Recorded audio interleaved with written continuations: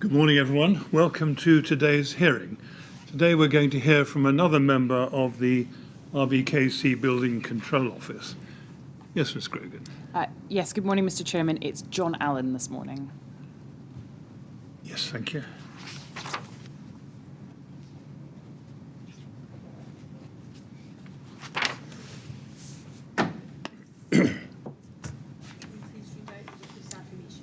I do solemnly, sincerely and truly declare and affirm that the evidence I shall give shall be the truth, the whole truth and nothing but the truth.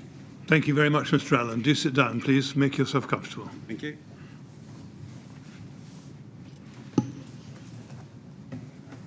Yes, Ms. Grogan.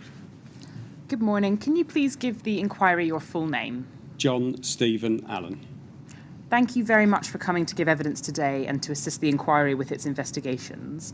I'll be asking the questions today, and if you have difficulty understanding anything I'm asking you, please ask me to repeat the question or put it in a different way. And if you feel you need a break at any point, then do just let me know. And also keep your voice up so that the transcribers can hear you. And instead of just nodding, if you could answer yes or no to any questions. Okay. You've made 2 witness statements for the inquiry. They're in a folder on your desk just there. And they will also appear on the screen in front of you. Can I please take you to your first statement, which is RBK 3033930.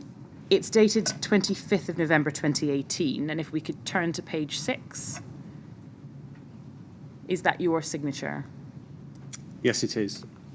For the record, you've also provided exhibits JA1 to JA4 with that statement.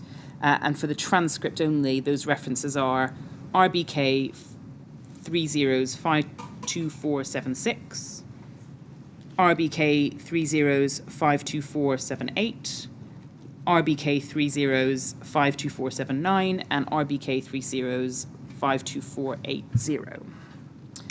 Have you read that statement recently? Yes, Can you confirm that the contents are true? they are. You've also made a second statement for the inquiry. I'm not going to ask you questions about that today, and it is formally already in the inquiry record as it was referred to in Phase 1 and referenced in the Phase 1 report. So I'm going to start by asking you some questions about your qualifications and experience. You set that out in paragraphs 1 to 4 of your first witness statement on page 1. In summary, you joined RBKC in 1996 as the Assistant District Surveyor, is that right? Yes. What professional experience did you have prior to that? I was previously working at the London Borough of Ealing, so I've worked for London Borough of Ealing and for Spelthorne Borough Council. So I started as a trainee in 1982. So you're talking professional experience at the moment rather than academic qualifications, are you? Yes, your experience in building control. Do you have any academic qualifications? So can I just finish the last answer? Sorry. Yes, I started and then worked way up to area manager, looking after 2 area teams at London Borough of Ealing, from trainee, and then went to Spelthorne Borough Council in between, but then joined in 1996. Thank you. And what formal qualifications do you have? So I have a BSc in building surveying. I have a master's degree in business administration. And then, I'm sure we come on to it, there was some other technical qualifications to do with fire risk assessments. Could you just set out what those are now? Well, as you're probably aware, there's no qualification for a fire risk assessor, but there's something called the Fire Risk Assessment Certification Scheme that LABC, I was working for RBKC at the time, but LABC run. That was through Exova Warrington, I believe. And I was also a peer reviewer, so I peer reviewed other fire risk assessors' work as well. Thank you. You were Special Projects Manager within RBKC Building Control from 2009. Yeah, it was Special Projects and Marketing Manager, actually, but yeah. And then Building Control Manager from September 2013. Yes, I was actually appointed in the June 2013, but there was a handover period, so I formally took over, I believe it was on the 1st of September 2013. Were you made redundant in June 2017, just before the fire? I took voluntary redundancy. I can expand on that if you wish.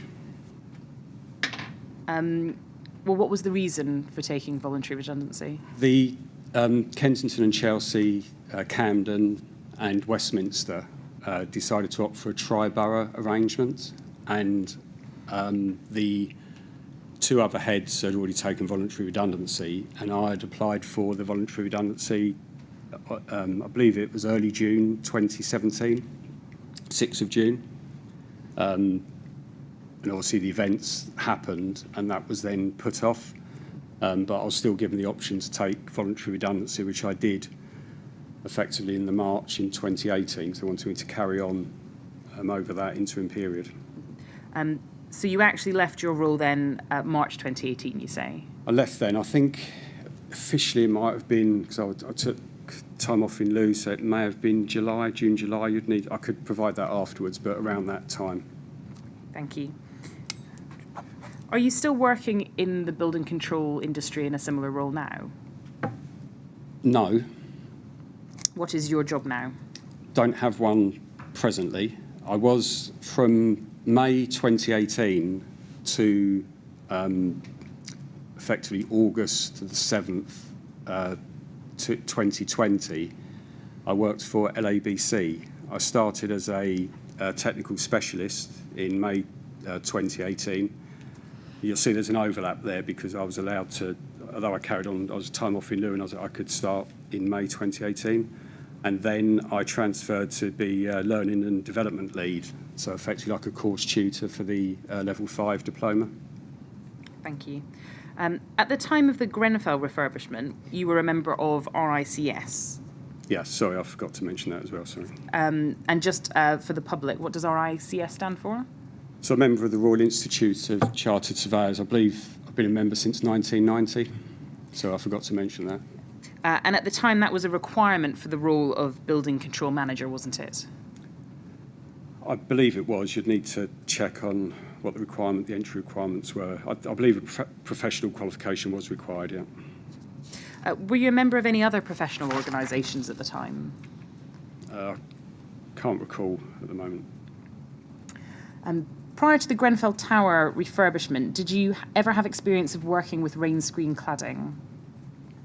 I would have done. Obviously, I've been in building control for a long time, so there's going to be a lot of buildings. I can't necessarily recall ones particularly at the moment, but as far as myself leading projects, in that period, 2009 to 2013, when I was a special projects manager, that's when I had my own caseload. Other than that, since probably 1995, I've managed teams.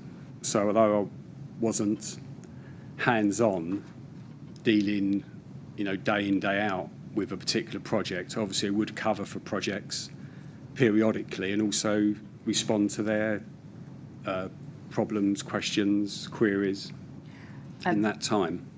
Can you remember any specific special project in your time at RBKC that may have had ACM rain screen cladding? I can't, but there may well have been. There's a number of, as you're probably familiar, the regulations don't necessarily differentiate in the aspects that you're concerned with between refurbishment and new build. So I've dealt with many high-rise residential buildings. I don't believe the most recent ones did have ACM on them. Had you ever worked on a project that involved ACM on a building over 18 metres? Probably, but I couldn't actually say now. There's hundreds of different projects products, maybe thousands. What about PIR insulation? Okay, could you just confirm what you understand that to be? So polyisocyanurate insulation. Yeah. So I would be familiar. On buildings over 18 metres? Probably, I can't recall. I mean, you deal with thousands and thousands of different products in your career as a building control officer. So for me to now try and remember which ones, it'd be very difficult to say so. What about phenolic insulation? Probably. Moving on now to your role at RBKC. In terms of your special projects role between 2009 and 2013, were you dealing with the special projects just by yourself, or were you managing others dealing with them? No, I didn't have any management responsibility. What is a special project? It's anything that you're given effectively. So the role was, and it's not defined, it would be mainly larger projects, so residential, commercial, and I could give you some of the examples of the buildings I was dealing with at the time if it's helpful. Were they generally more complicated than the ordinary run of building control applications? They would tend to be more complicated and generally larger in value, financial value. What qualified you to be the special projects manager?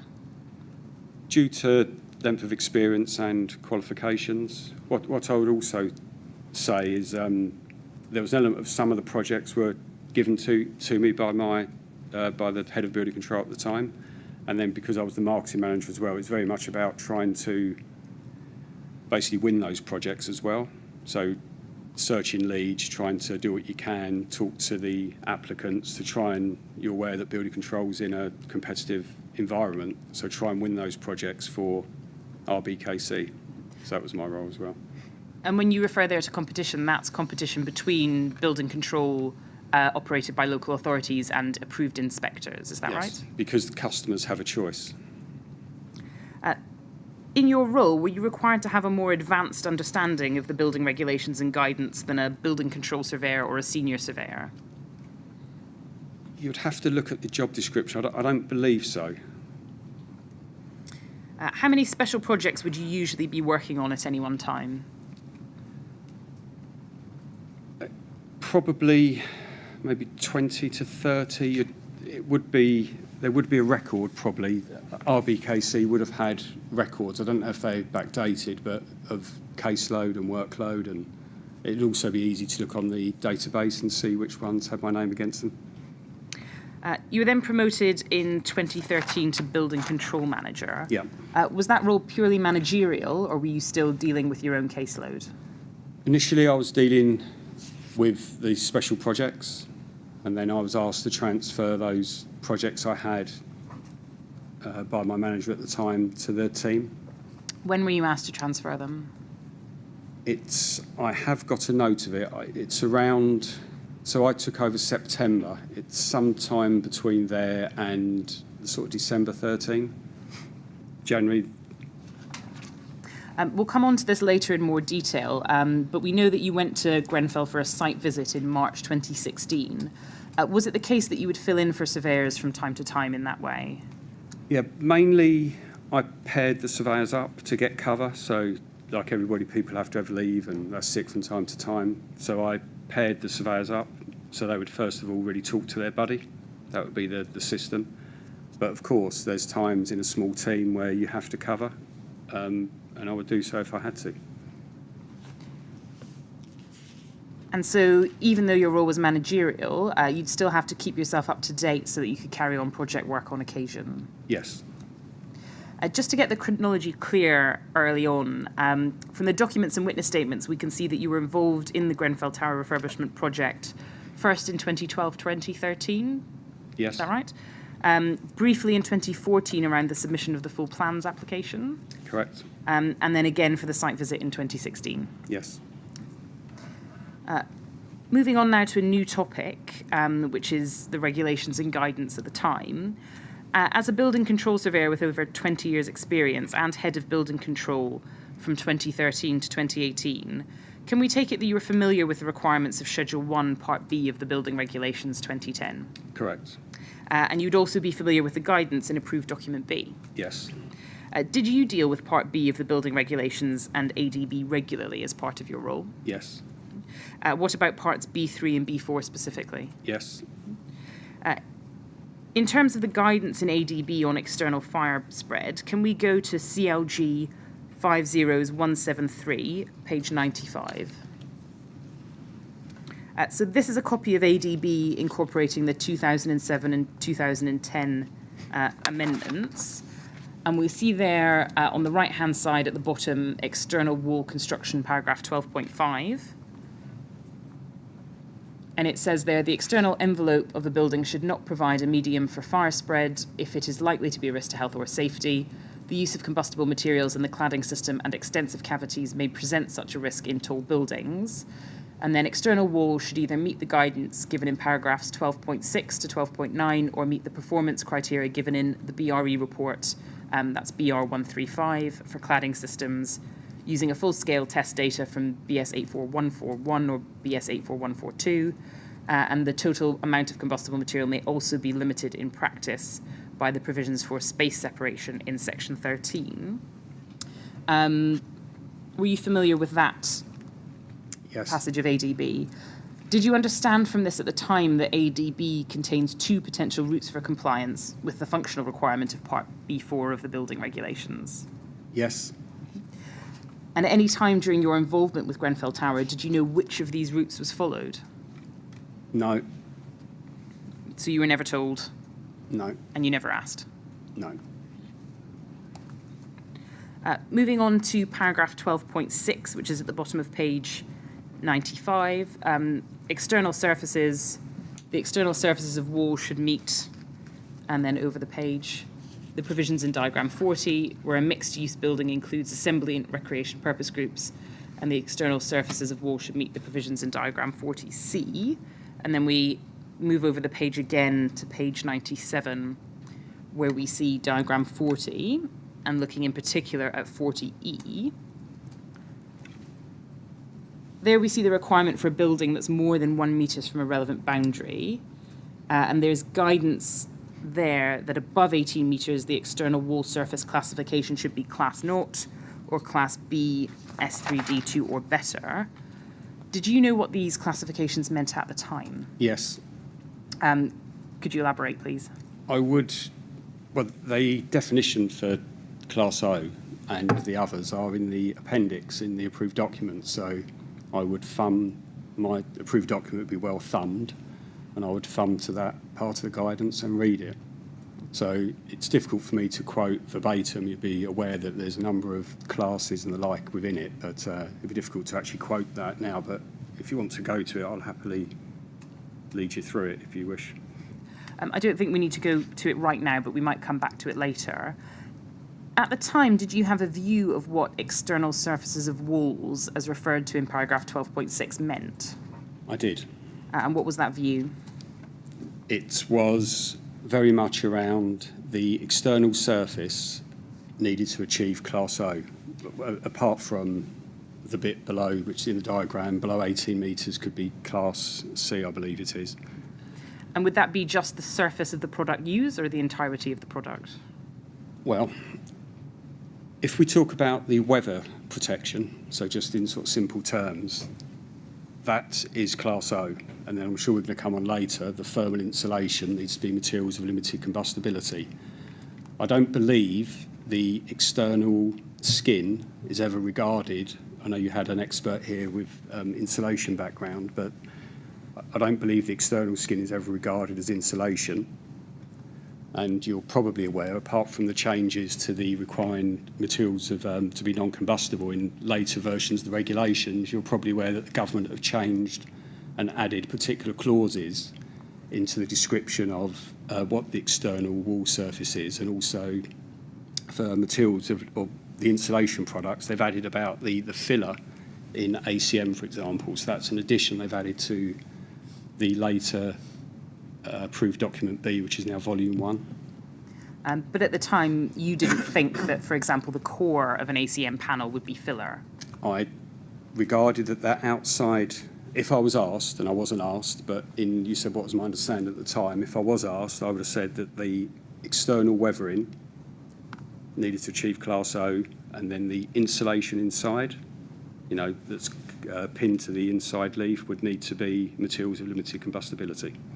You say there you weren't asked. Do you mean by the project team on Grenfell? By anybody. I wasn't asked by my building control team or anybody technically, on the project, anybody. Okay. As far as I know. We'll come back to that later. In your work as a building control surveyor, manager of special projects, so the earlier period, up to 2013, was it your experience that B4 mainly came up in the context of space separation? No, it comes up wherever it's relevant. Back to page 96 then of ADB and paragraph 12.7. In a building with a story of 18 metres or more above ground level, any insulation product, filler material, not including gaskets, sealants and similar, etc., used in the external wall construction should be of limited combustibility. What did you understand the phrase limited combustibility to mean? Well, again, there's a definition in the appendix, so, I can't recall the whole of the document, and it would be wrong. I don't think anybody have a photographic memory. The important thing in building control is know where to look. So it's know what you know, and if you know it, say it. If you don't, look it up. If you don't know what it is, ask for help, Could we just go to the definition? It's on page 132 of this document. And we see there that's table A7, use and definitions of materials of limited combustibility. Is that the table you're referring to? Not just the table, there's a glossary of terms. So you may come onto it later on, but things like cavity barriers and fire stop. I know there's been quite a lot of talk about those, but there's definitions in the glossary of terms. If you I can't recall the appendix, it might be H or J, at the back of the approved document anyhow. You can perhaps look at it at some point. And are you sure that at the time you understood what limited combustibility meant, and that's not something you've come to understand later? It's always difficult. I've had a pretty good understanding of the regulations in all of my time, and if I was dealing with a particular project that asked for it, then I would, if I didn't know, I'd look it up. So it was your normal practice to regularly refer back to Absolutely. building regulations and ADB? Absolutely, yeah. On every project? Well, the nature of dealing with building control, you're not dealing necessarily with the same projects all the time. They vary, and there's different aspects that you need to look at. So you need to know what the range is, and you would go through at certain times cover to cover, but you wouldn't necessarily read cover to cover every day, So you refer to it. The guidance can be complex, and you can look in different parts, and it can give conflicting views, but that's experience. So, in terms of paragraph 12.7, do you agree that it applies to insulation installed as part of a rain screen cladding system? Could you just go back to 12.7 again? Yes, that's fine. That's page 96. Yeah. It does. Products with an insulating core, such as window infill panels. Yes. Insulating materials packed behind window surrounds. Yes. Insulating materials packed into any cavities created by an overcladding scheme. Depends what the cavities are. So if you was talking about, say, the cavity, the void between the ACM, I'd say no. But if you're talking about just general packing of insulation, yes. I'd need to see a drawing what you was talking about, but it sounds like yes. In Grenfell, I'm not sure if you were aware that the windows were moved out and gaps were created by the new windows. Would you say that 12.7 applied to the insulation in those gaps? I wasn't aware at the time of that. Obviously, I am aware since, so my knowledge is such that the windows were moved out. I didn't know at the time. Why weren't you aware of it at the time? I wasn't primarily dealing with the project. And we've discussed the core of an ACM panel already. Yeah. And just to be clear, you wouldn't have thought that 12.7 applied at the time? No, that was my understanding at the time. I don't know where I got my understanding from. I know a couple of other witnesses that have sat in this chair have said a similar thing. I haven't tested it with my peers in between the periods. I thought it'd be unfair to do that and put them under pressure to say one or the other. So I'm saying that to you now. Would you expect your surveyors to have formed similar views about both 12.6 and 12.7 as I would. You have expressed? Yeah, I felt it was a commonly held view. And do you agree that when a building has a story with a floor level over 18 metres in height, that paragraph 12.7 of ADB applies to the whole of the external wall? I do. Unlike with the ACM, where it allows a differentiation for the lower parts below 18 metres if it's more than a metre away from any boundary. I don't know if Grenfell was more than a metre away from another building, but let's assume it was. You could have a lower class, including, I think it says 9mm timber cladding. And when you were the surveyor for Grenfell, so 2012, 2013, you didn't feel you had the need to investigate that particular thing? Yes, the time you're talking about, this was pre-application advice. There wasn't a building regulation application in 2012 or 2013. There are records, they are pre-application records. And that wouldn't involve then general consideration of the scheme as a whole. Is that what you're saying? Pre-application, we're generally responding to what people are asking us about. So they could come and say, we've got which they did, my first involvement. I don't know if you're going to talk about this. We will come back to it I'll later stop then. in more detail, but just to get an understanding of what you... Yeah, so I believe my about the first project. my first involvement was there was a question about the smoke ventilation system, and that was what they wanted to ask. So you wouldn't then, there wouldn't be any details. You wouldn't just start talking about the whole of the building regulations that applied to the whole of Grenfell. I was responding to the particular question that they had. We will come back to that in more detail later on today. I now just want to look briefly at what ADB says about cavity barriers. So that's 12.8 on page 96. Cavity barriers should be provided in accordance with section 9.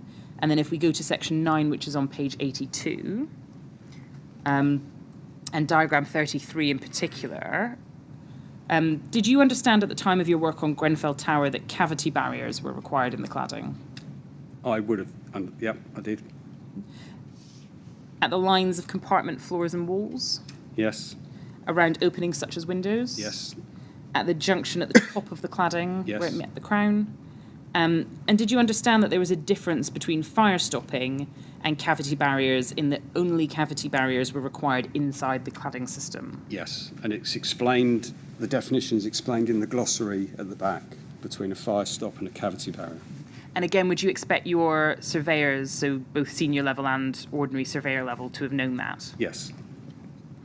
And can you recall in your experience of special projects whether you encountered a project with cavity barriers around the windows?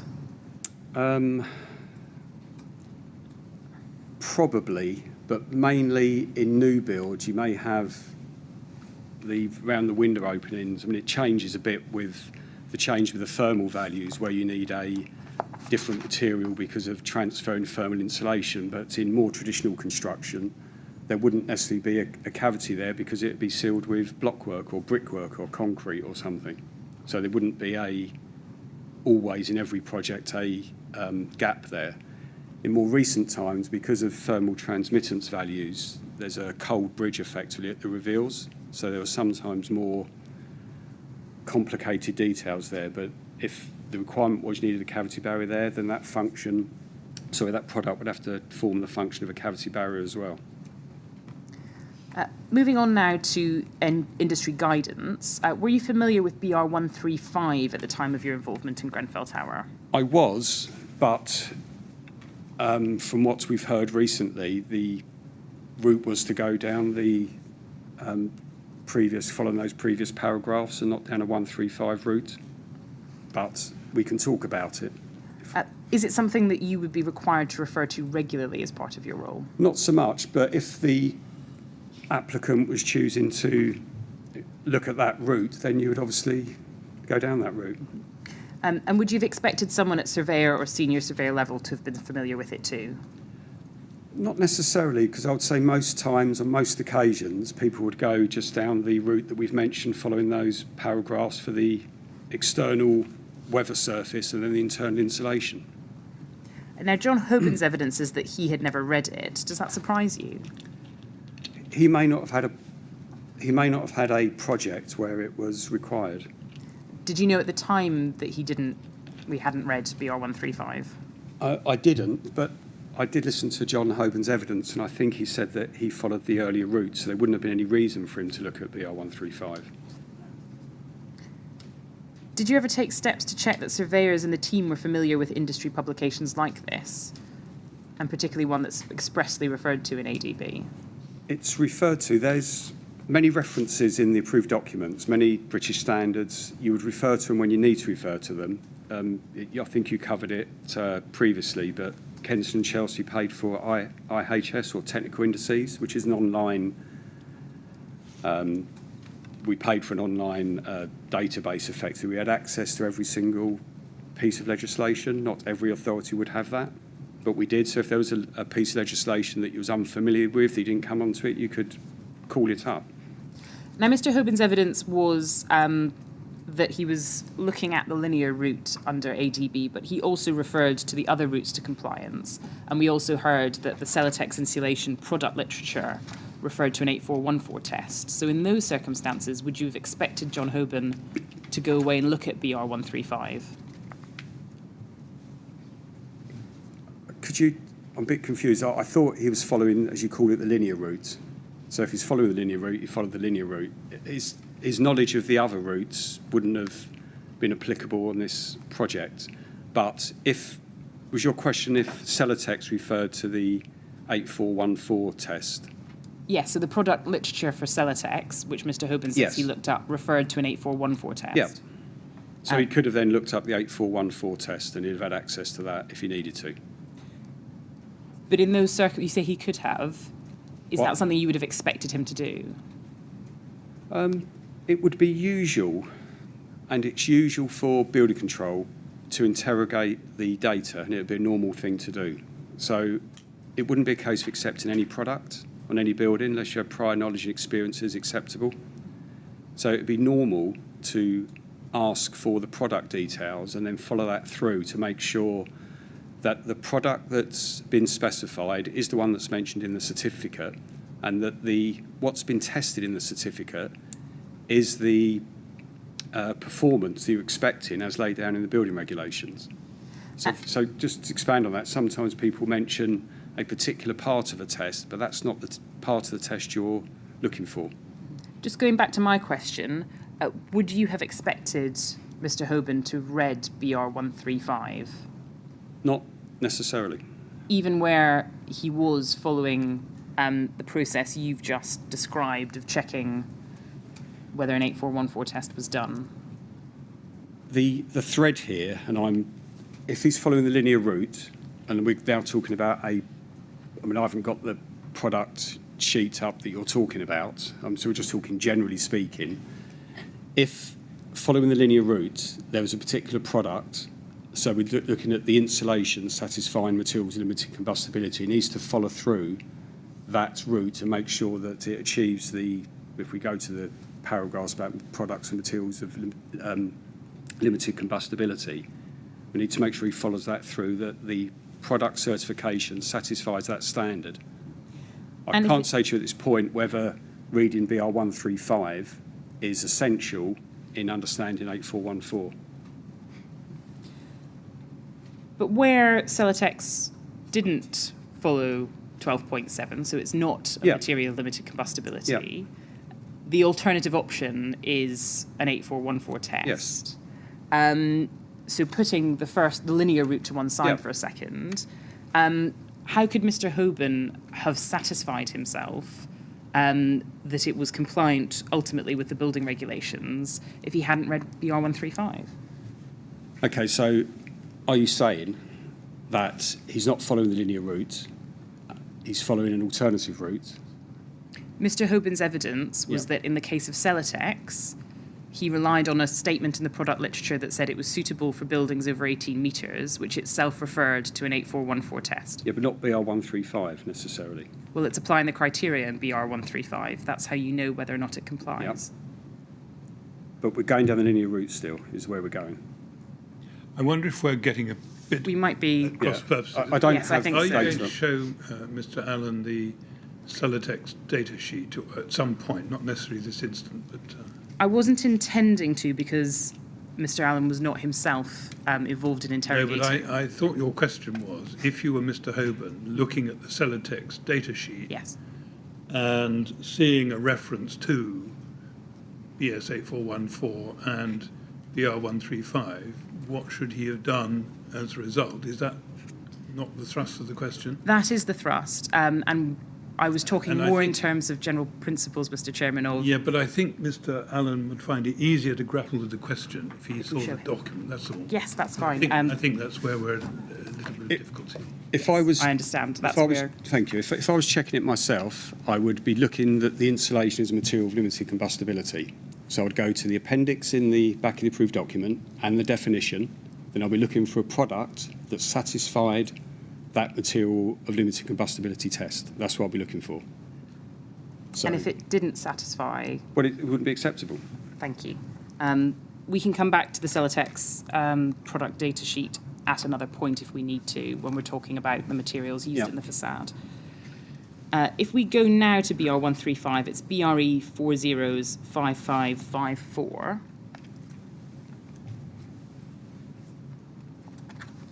And go to page 7. There's a reference to and a picture from Garnet Court Fire in Irvine, which is a fire in a multi-storey block in Scotland in summer 1999. Were you aware of that fire at the time? I may have been. Then if we move to page 9, we can see there both explained in the text and pictorially the mechanisms for rapid fire spread. Do you recall reading these at around the time of the Grenfell refurbishment? No. Or in the past before that? Possibly. I generally read extensively, but I haven't got an exact recollection, and what I knew at the time and what I know now is kind of all merged. I don't know, I haven't got a record of it. Do you agree that had you read these pages in the narrative and looked at the diagram here, you would have understood that cladding systems can create the opportunity for rapid unseen flame spread, causing an unacceptable risk to the occupants? No, because I'd have known that already. This guidance warned that external cladding systems offer a potential route for fire spread through multi-storey buildings, and that close attention should be paid to the installation of cavity barriers to inhibit the spread of flame in the event of a fire involving an external cladding system. Were you aware of those general principles at the time of your work on Grenfell Tower? So, well, yes. And how did you become aware of them? Well, obviously I've been in building control for a long time, so I read building magazines, RICS magazines. When I was a building control manager, I would go to meetings such as LDSA, which is a group of all the heads of building control in London that would meet monthly, and anything that happens anywhere, one of them will know about it, and there's different expertise as well. So there's a whole, as well as training courses, and so there's lots of different avenues where you can learn about different types of events that happen. And the other thing, of course, is it's the role of government as well. And most building legislation, as you're aware, has been written as a result of disasters and accidents in the past. Hence the District Surveyors Association after the Great Fire of London. Would you have expected your surveyors to have the same level of knowledge and understanding as you? Well, not the same, but they're going to, at different levels, yes. And did they? Yes. How do you know they did? Well, I had every confidence in the team and the surveyors that we've been talking about. They were all employed before I was the building control manager. They all had CPD, we had various training. I would meet with them monthly and indeed weekly. They would talk to me about any issues they have. I'd go out on site with them. I would check plans with them if they asked me to. The guidance available for the majority of the period of the Grenfell Tower refurbishment project was set out in the 2013 edition of BR135 and contains some further warnings. Let's just turn to this now, which is CEL 403364. And on page 11, paragraph 2.1, so that's on the left-hand side, this guidance drew attention to the rapid development of the market for cladding systems, driven by the need to construct more energy-efficient and sustainable buildings, which had resulted in increased volumes of potentially combustible materials being used in external cladding applications. Is that something you were aware of at the time? Probably. You can't be sure? Well, I've read extensively, and what I would say is the guidance in the building regulations would change when the government deem that there's an issue that needs to be addressed through the building regulation process. And it wouldn't be a case of an individual unilaterally acting in a way that's different to everybody else. Do you agree that someone reading this document would have understood that cladding systems can create the opportunity for rapid unseen flame spread, causing an unacceptable risk to the occupants? Yes. And it is correct that this guidance warned that external cladding systems offer a potential route for fire spread through multi-storey buildings, and that close attention should be paid to the installation of cavity barriers to inhibit the spread of flame in the event of fire involving a cladding system. Yes. And it is also correct that it warned that a particular attention should be paid to the selection of insulation materials. Yes. Were you personally aware of the need to pay particular attention to the selection of insulation materials? Yes. And would you have expected a surveyor or senior surveyor to be aware of that too? Yes. Moving on to the BCA guidance, are you familiar with the Building Control Alliance? I am. I have read some of their documents in the past. It's correct that it was in a pan-industry group representing the building control sector, providing useful guidance on the interpretation and application of the building regulations. It was guidance for uniformity predominantly between private building control and local authorities. Is it a document that local authority building control surveyors should have been aware of at the time? Not should, could be. It's guidance document. So their reference, first of all, would always be the building regulations, and then you spread out from there where you need to, following whatever line of research you need to. If we look at CEP 30's57294, this is guidance note produced by the BCA entitled Technical Guidance Note 18, Use of Combustible Cladding Materials in Residential Buildings. It's dated June 2014. Are you familiar with this document? It looks familiar. I believe I've read all of these documents previously. Obviously, I've read them since as well, and which ones I read and what level of knowledge I had about them at the time. What I would say is there isn't anything in there that's that different to what's in the building regulations, but you may point some things out. Were you notified of the existence of this document when it was published in July 2014? It's not that you're notified. You wouldn't. There's not like a line that you would get it, but there is documents. I mentioned with RBKC have access to like every document that's around. As I say, there's different avenues where I get to hear about things, but it's not like an official. If there was something structurally wrong, there's this SCOS, I think it's called, alert that you would get informed of a structural problem through the authority, but there's not a similar thing with this where you get some automatic alert about it. Your inbox would be full if that was the case. And would your answer also apply to when issue 1 of the guidance note was published in June 2015? Yes. Did you read this during your work on the Grenfell Tower project? I didn't. John Hoban told us that he was not familiar with it. Can you explain why surveyors in your department, under your supervision, were not familiar with technical guidance being issued by the BCA? They would be familiar with what the content is. So what the content is. So they're familiar with the building regulations, and this is a guidance note that I can't actually read it at this level at the moment. But if there's a particular part you want to point out that you feel is different to the interpretation, then I'll help you with it. We'll come to that in a second. Just to answer my question, can you account for why John Hoban was not familiar with it? Well, he's familiar with the building regulations, which is what he's required to do.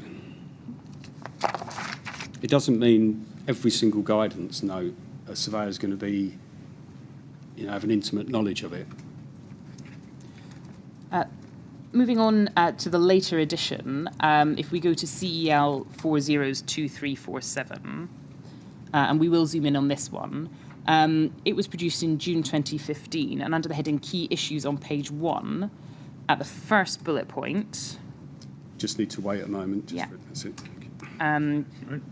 We see similar text there to the 2014 edition, which I shown you, but it is similar. And it says, thermosetting insulants, e.g. polyurethane, polyisocyanurate, polystyrene foam boards, do not usually meet the limited combustibility requirements of ADB 2 table A7 and should not be accepted as meeting ADB paragraph 12.7.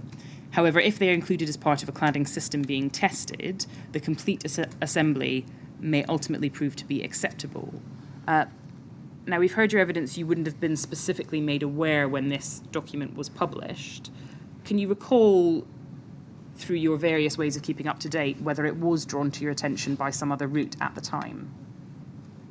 No, but I would say there's nothing that's different there than that's in the building regulations. So the mention of polyisocyanurate in that passage I've just read to you, that was a new addition in 2015 in the list of materials unlikely to meet 12.7 ADB. Were you aware that general industry understanding had been updated to include PIR as not complying with 12.7? What I'd say is if you're going down the linear routes, you're checking whatever product comes in, and products change all the time. That's the nature of the industry. So at that time when you receive whatever the product is, and it could be a brand new product, you would need to check whether it satisfies the requirements we've looked at earlier about being material of limited combustibility. And how would you check other than by looking at industry guidance and... Well, no, you check by asking for the certification through whatever board that was produced through and how it was tested. What steps did you personally take to ensure that you kept up to date with changes in industry guidance such as this? Well, the such as this, not necessarily. I mean, I've probably read them all at different times. But as I say, I'm a member of the RICS, so there's monthly magazines, there's obviously the website. We would have internal training. I'd go on training courses. I was mentioned about a member of the LDSA. We would have staff would sometimes raise issues in relation to something new they found out about, and they would pass it on. Other colleagues would pass information on. So there's lots of different routes for keeping up to date with information. And of course the government as well. The legislation changes, so the government let you know about, as currently is the case, the changes to legislation that's on. So you read those, the consultations, and get an awareness of what the sort of line of travel is, and can comment as well if need be. And why not read this guidance when you were working on the Grenfell project? Surely that was a good opportunity to familiarise yourself with specific guidance on external cladding systems. At what part of the working on the project are you referring to? Well, after this came out, so that would be around the time of your site visit in 2016. Yeah, so we're going to talk about the site visit now, or? I do have specific questions for you about the detail of the site visit. Yeah. But in terms of keeping yourself up to date with guidance, if you knew you were going to site to look at a cladding project, why not familiarise yourself with guidance at that point? Because the guidance in the building regulations is what I would follow. And just to say, so on this particular, products are changing all the time. So there could well have been another new product that's been produced since this document was issued. And that's okay. People are allowed to have new products. But what you do is, whatever the new product is, you would ask for the test data for it and make sure that accords with the requirements of the building regulations. So just to summarise then, is it your evidence that really the building regulations and ADB are enough for the purposes of a surveyor, and they don't need, as a general rule, to go looking at industry documents like this? Generally, yes. That's the answer, yes. But if the particular project they're looking at, or the product or the systems, because as you're aware, the responsibility for compliance with the building regulations relies with the people carrying out the work. And it says within the approved documents, they can either follow the guidance in the approved documents or choose any other route they wish.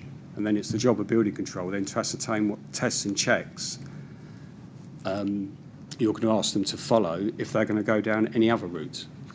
And that's laid out obviously within the building regulations, the approved documents. Have you heard of the Centre for Windows and Cladding Technology? I have since. I'm not sure I was at the time. Could you help me? Is it referred to in the building regulations or the approved documents as a reference document? It was referred to in the specification for Grenfell Tower itself. I wouldn't have seen that. Were you aware that the CWCT produced guidance and technical notes relevant to the fire performance of curtain walls and rain screens? If it wasn't mentioned in the building regulations as a route to compliance, then I probably wouldn't have followed it, and I'm not sure I was aware of it at the time. Moving on to the building control performance standards now. Yep. Mr. Hoban has mentioned these in his witness statement. and we discussed those with him on Thursday. The standards were first published in 2006 and revised in July 2014. Were you alerted to that update at the time? I would have been aware of it. Again, when you say alert, it doesn't automatically get sent to me, but I'm aware of changes in legislation and I would have been aware of it. Did you read the updated standards when they came out? Probably. We've heard from Mr. Hoban that there was an in-house seminar at RBKC when the performance standards first came out in 2006. Do you recall that? It would be on the record. So if it did happen, I can't recall it at this moment in time, but it would be on the record. But there was no similar in-house seminar when they were revised in July 2014. Yeah, it wouldn't have been a requirement to have an in-house seminar every time there is a update on a particular document. But it's not something at the time that you thought your surveyors needed some additional training about or a seminar about? As I said, I can't recall. In carrying out your role as a building control officer on Grenfell Tower, so 2012, 2013, and again in 2016, did you have in mind these standards? Well, they're a basic part of building control function, so I would have done. I want to look at these 2014 standards with you now. If we could go to CLG 1 306814 and then page 4. There it explains the standards and supporting guidance established. Do we zoom in? Yes. Yes. I can't read it at this No, level I of think detail. we'll expand it. Yeah, unless if you just wait to that's it. Thank you. There we go. So it's that top paragraph there. The standards are supported by guidance. The standards and supporting guidance establish the level of performance considered as a minimum in carrying out those tasks, so that a building control body's duties and responsibilities under the legislation are adequately discharged. That means they set the minimum standard. Would you agree? Well, the guidance is twofold. It's to get a consistency across private building control and local authority building control, and you'll be aware that the guidance is mandatory under the CIC for private building control, and then it's sort of strongly recommended that local authorities also follow the guidance. And further, there's some should bits within it, and then there's some guidance. So when you say should local authorities comply with it, first of all, depends whether the local authority has decided to comply with it, and the second thing is which bits of the document are you referring to?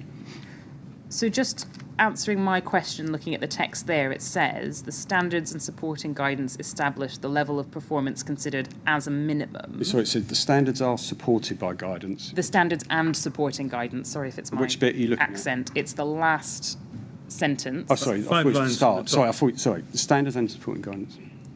Establish the level of performance considered as a minimum in carrying out those tasks. Well, in that particular paragraph, it says considered as a minimum. But as I say, if you look elsewhere in the document, it talks about the control being mandatory for approved inspectors, but not necessarily. So it's the level of control is the first thing, and then this is a further level down you're talking about, I think. So a local authority could pick and choose which standards. Not pick and choose. Could you go to there's some earlier text, I think, on this, just where it talks about the CIC and their mandatory, or maybe it's in the supporting covering letters to it.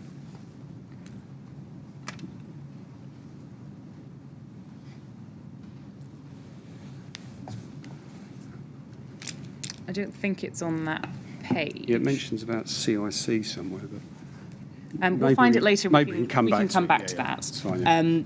But in general terms, just apart from establishing that, which we'll come back to later, in general terms, most of what's in there is kind of fairly basic stuff, really. And at RBKC, under your headship, were you trying to comply with these guidance? You would try standards? to. There's, we may come on to It's been a while since I looked at it, but there's a clause about site inspections, and I don't know if you're going to come into that, so it'd be difficult for me to quote without it, but the frequency of site inspections, I don't know if that's an element you're going to look at. We'll come to that later. Okay. Why don't we look at the standard that I'd like to take you to now, Okay. which is on page 9.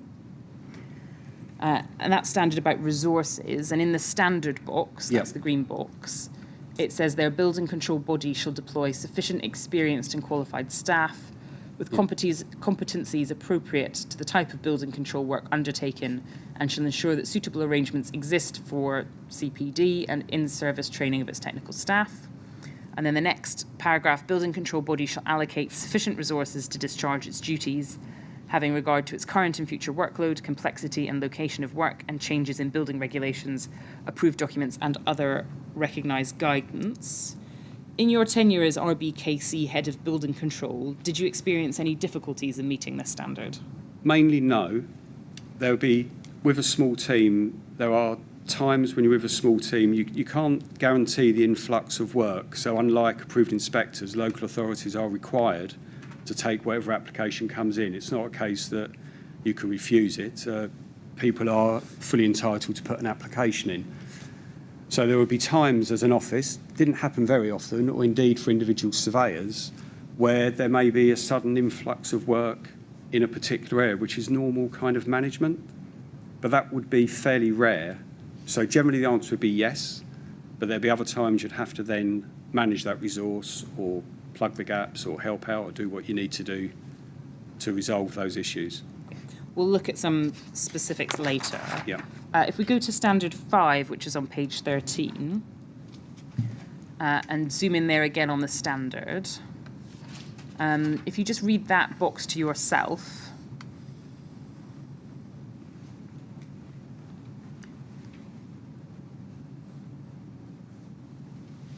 Yeah.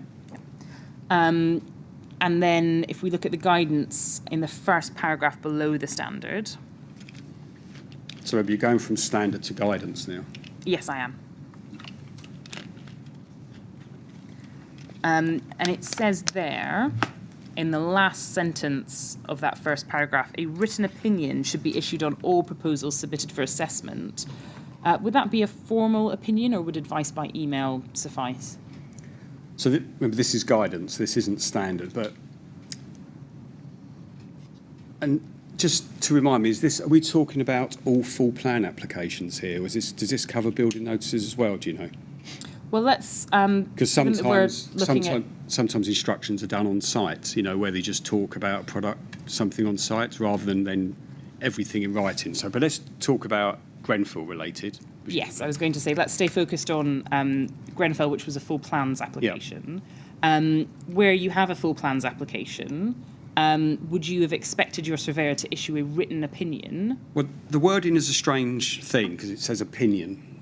So opinion's a strange word. I would expect them to confirm what the requirements of the building regulations are and say where it wasn't in compliance. But remember, it could be that the work's okay and then an approval is issued, so that therefore becomes the written opinion. So you're saying that the formal approval would be sufficient, you wouldn't expect anything else? Well, if everything was okay, there's no need to then write to them. And if everything wasn't okay, you would expect that to be issued in writing? I would, and there was a requirement to issue a meaningful response, which is as full a check as possible of the information that's been submitted within a period. So a meaningful response wouldn't just be a surveyor saying, I require more information. It could be. No, it could be. So the meaningful... There's time limits, as you're aware, for dealing with full plan applications. You're probably aware, the 5 weeks and 2 months. Yes, we're aware of those. Yeah. In advance of that, when the information comes in and hopefully be helpful, you would write a amendment letter saying, so if the applicant put in the details, to give them a chance then to amend that before you had to reject it and hopefully approve it or conditionally approve it. That would be the objective. So it's as full a response as possible. So if nothing was submitted, the written response would be, I haven't got any plans or calculations, say, can you please give them to me? Do you know if that was done on Grenfell? Well, I didn't know at the time. Obviously, it's in the public record now. I don't believe anyone's found a written response like a First Amendment letter. But not something you were aware of either way at the time? No. If we go down to the fourth paragraph again in this guidance, it says there... Sorry, could I go back to that? Yes. There would have been a requirement to note down a meaningful response on the database, and it's a question of timing, so obviously technology changes. So if there were even a verbal request saying I need some plans, that would be recorded in a meaningful response box within the Accolade database effectively. Yes, I think we do have an Accolade reference for that, which I can dig out for the transcript at a later stage. Okay. But you weren't aware of the substance of what that response may or may not have said. No. So at that fourth paragraph then, if plans are passed or approved subject to conditions, a schedule written in clear and unambiguous terms outlining the necessary modifications and or of the further plans or information required to demonstrate compliance should be issued to the client. So that's the guidance there is that a record of conditions should be made and kept. Yes, so I disagree with the word client. It could be it's usually the applicant it would go to, the person who's making the application. Was it standard practice for conditions to be recorded in writing and sent out? If it was a conditional approval, then yes. And also kept on the file? So this is if you're going down the conditional approval route? Yes. Yeah, of course, yeah. Would it be kept on the hard copy file, or is it something you would expect to see recorded in Accolade? Okay, so expect it to be in whatever file it's in, and at different times we've RBKC moved from a paper file to electronic, and I can't recall the exact timing of that. But even if it was electronic, there was still a paper record as well. So right towards the end of my time at RBKC, there was purely electronic records, and some information would be, like the application form wouldn't be kept, for example. It'd just be, the information would be scanned or recorded. In November 2014, which is when Mr. Hoban Yeah. says that he issued a conditional response, Yeah. where would you have expected RBKC's record of those conditions to be kept? I think at that time, and this would be a matter of accuracy, if we look in the records, you could ask RBKC about it, I'm sure you will do. But I believe there would have been, there is an electronic record because it's stored on the database, but at that time I believe the application form and whatever drawings, even if they were submitted electronically, would have been printed off manually for the surveyors and placed in the paper file. On top of that, one of the means of escape team had their own means of escape database, because the reason for that was the file size was so large that the person was dealing with was that the Accolade had a limit on the document size that you could upload. So, and the other thing as well is obviously the Accolade database had obviously inspection records in, which is part of the records. It may have emails you could upload into the record, and that's what would happen. You could upload plans into it. So it become a comprehensive electronic record as well as a paper record. Now, neither the inquiry nor RBKC has been able to locate a record of the conditions that were issued for Grenfell Tower. Can you explain why that might be? The first point is you're talking about conditions. So there wasn't a conditional approval as far as I know, but there should have been an amendment schedule, like an amendment letter, First Amendment letter or schedule, that kind of thing, setting out what the requirements are if there were any omissions. We can come to the document, we can dig it out, but Mr. Hoban emailed the applicant, Studio E, to say that he was going to issue a conditional approval. Okay. So in those circumstances, if we can dig out the document later, would you have expected a record of the conditions to be kept at RBKC's end? And that is, well, not only their end, but be sent out as well. So a conditional approval is a approval notice, and then it has a schedule attached with whatever the conditions are. And typically it would say, please submit the structural calculation, and then also highlight the part of the regulations that related to. And can you explain why we've been unable to locate a record of those conditions? Not why you've been able to find them. If it wasn't produced, then, well, no, it should have been produced. There's no question about it. If the surveyor has asked for it to be produced and has asked the team to produce it, then it would be produced. The guidance also states that records of the plan assessment process should be kept. So that's not just a record of the formal decision, but a record of the building controls officer's view of the plans. Was that standard practice within RBKC at the time? I don't think it was standard practice, and probably isn't standard practice across the industry now. So you would not expect a surveyor to note down somewhere what their views were about an application? No, sometimes it's important with the letters and to get history through the chronology, which is why when there was a paper file, you would keep the paper information under a treasury tag. And it'd be in a way where, let's say there was an agreement, you would mention it in the letters such that it becomes evident what the decision-making process was. Could you just repeat the question again, because there was another thought that I had. So I was asking, was there, I'll read it back to you, you would not expect a surveyor to note down somewhere what their views were about an application? No, not all the way through, but there was a building control tracker, and I know that term has been mentioned, so there was an evolution happening, mainly brought about by customers asking for a tracker. So one thing's a schedule, the tracker obviously signifies a time component.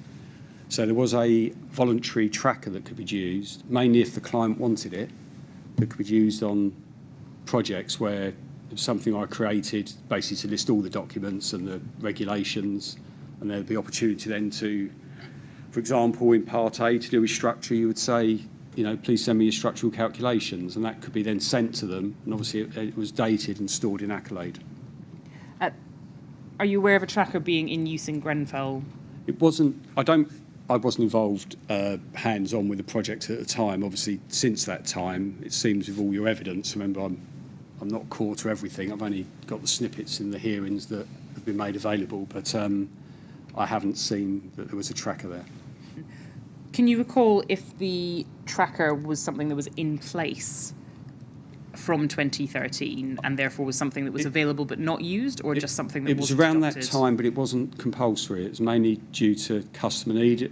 Clearly, it would be great to have that on all projects. I don't believe that's the case in all building control departments at the moment, but I'm not in a position to comment on that. Moving on to a slightly different topic. Yeah. At the time of working on the Grenfell project, were you aware of previous fires involving external cladding facades on high-rise residential buildings, including Knowsley Heights in 1991?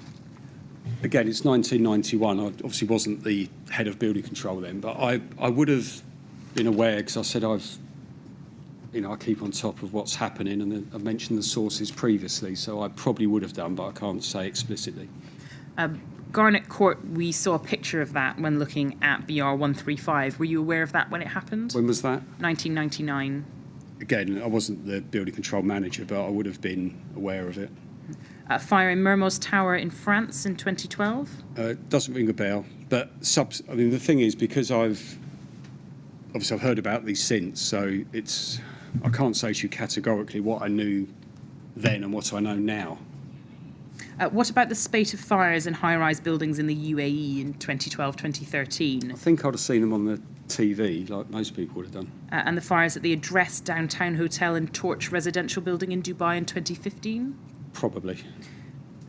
And can you recall what the state of your knowledge was, or was it just something you see on the news? No, my state of knowledge would be the same as it is. You would apply the building regulations in England and Wales as they apply to whatever project you have. I'm not sure if you quite understood my question. How much did you know about those fires at the time?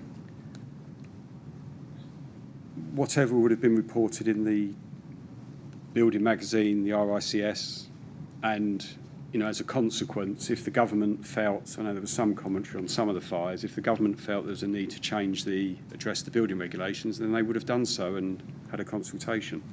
Did the UAE fires alert you to the dangers of ACM on high-rise buildings? I can't recall at the time. Were you aware of the fire at Lacknell House? I was.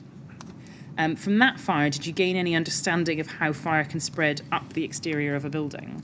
I would have done. There's obviously I've read the findings of the inquest. I believe I may have had some training at the time, and also there was I think it's in the record. I've certainly seen it somewhere with the fire authority writing to chief executives, pointing out. I believe there's a letter. If we go to RBK 402607, this is an email from you to Paul Hanson of 18th March 2014. If we just zoom in there so you can see that top half, it says, please find notes below. Those notes, and we will look at them, are from a Lacknell House presentation on or around 20th of February 2014, sent to you by Mr. John Humphreys at Brent. Yeah, so that the group of people there, that would have been, the people that would have attended that particular seminar, but they're all other members of heads of building control in London, obviously apart from Marie Buckley that worked at LABC. Did you attend that presentation yourself? I believe so.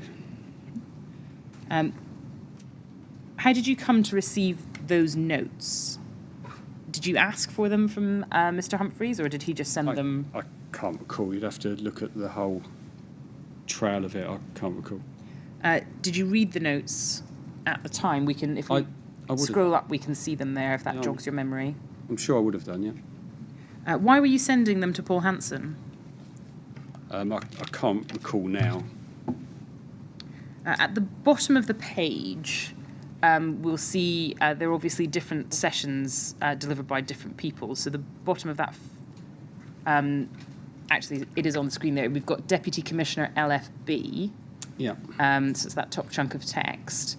If you look down about 6 lines, in all caps, it says, there could be another Lacknell House elsewhere. Do you remember that message being delivered at the conference or jumping out at you when you read those notes? I don't. I can't actually remember the training event at all. Did it have a date when this was sent? It's sent to you on the 18th of March 2014, but the presentation appears to have been on or around 20th of February 2014. I can't remember it. If we go on to page 2 of the email, and again zooming in at the top,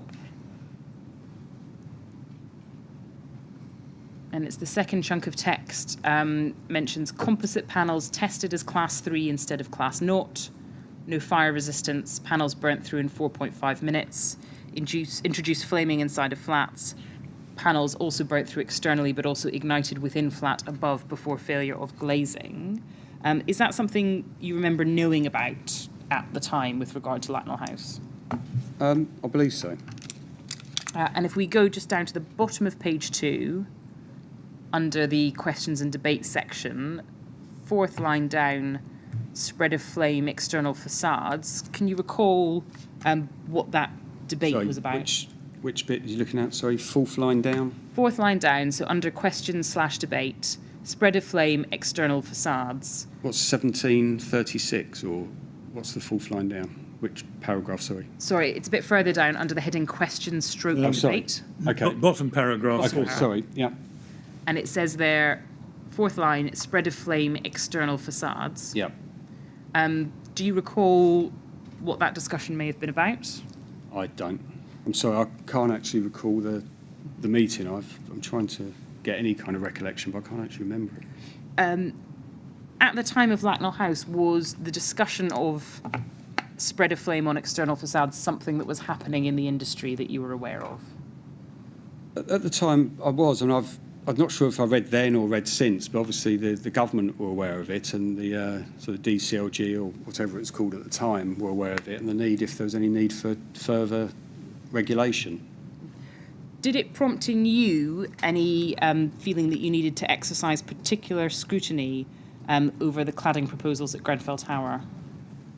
If building regulations are followed and the buildings are built to the guidance of the building regulations, then there's no change, is the issue. If this involves I know obviously I was aware and I am aware now of the various issues that were presented by Lacknell. If it was built to the building regulations, they wouldn't have happened. Is that information that you would have circulated through your team, so Latinal House and the conclusions that you learned about? I generally do. There's evidence of various documents. I mean, I generally do. I'm one to share information, so that would be the normal course of events. Can you recall forwarding these notes around your team at the time? I don't. It's strange that particular one was only sent to one colleague, so the evidence there, I would have normally done so, and I would do, and I'd sort of stand by that I would, you know. If we go to RBK 3010779, on 3rd of June 2013, you circulated a flyer for a seminar, which was to take place on the 4th of July 2013. Yeah. And you see there it's fire risk in high-rise accommodation, urgent updates for local authorities and housing association. Yeah. And this arose out of the fires at Latinal House and Shirley Towers. Did you attend this event? I'd have to check my CPD log. I'm sure I believe I did. I can't recall. And this doesn't I've been to a lot of training, and that's the thing I would say, so I can't recall. This doesn't trigger a specific recollection then? It's not far from where I worked. I'll probably say I did go. I've not got flashbacks about it. But I can check my CPD record. Were events like these and the event we looked at before something that only managers would attend, or would you expect surveyors to go to these as well?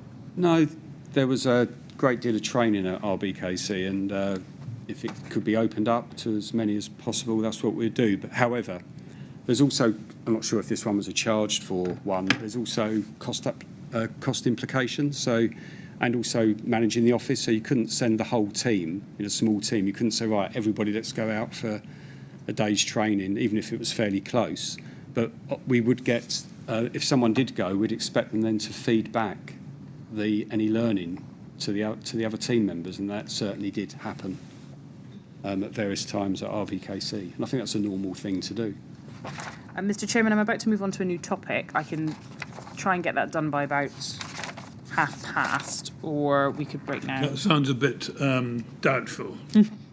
So perhaps we'd be wiser to take a break at this point. Yes, I think that would Mr. Allen, we have a break during the morning, as you probably know. Thank you. I think in view of what Council said, we'll take it now. So Okay. don't go on too long. So we'll stop now. We'll come back at 25 to 12, please. Okay. And I have to ask you while you're out of the room not to talk to anyone about your evidence or anything relating to it. Understood. All right? Thank you very much. Would you go with the usher then? Okay, will do. –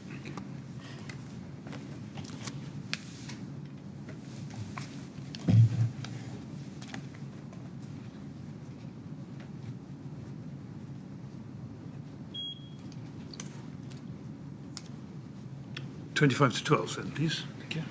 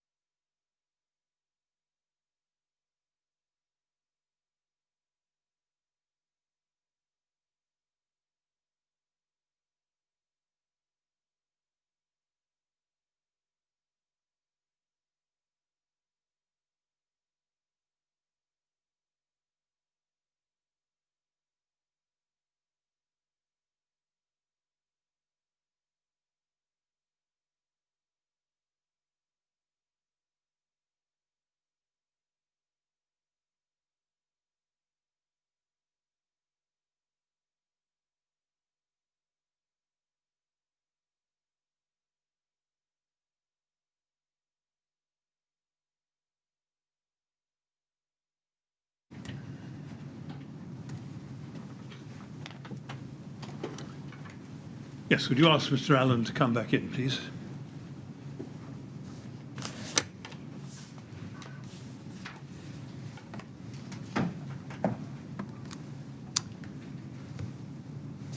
Right, Mr. Allen, ready to carry on? Yes, thank you. Good, thank you very much. Yes, Ms. Brogan? Thank you. Just one document just to note for the transcript before I continue with my questions. We discussed the meaningful response earlier, and the note on accolade is RBK 3044876, page 69. We don't need to go to it, but that's the record which shows a meaningful response. Just before the break, we were talking about the seminar on the 4th of July 2013 on fire risk updates in high-rise accommodation. If I could just take you to RBK 3050869.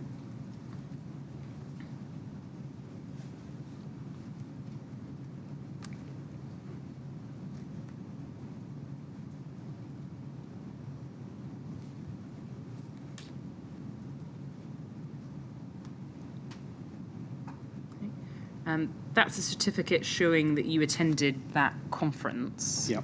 So you did attend. At this point, July 2013, Grenfell Tower was on your desk as your project.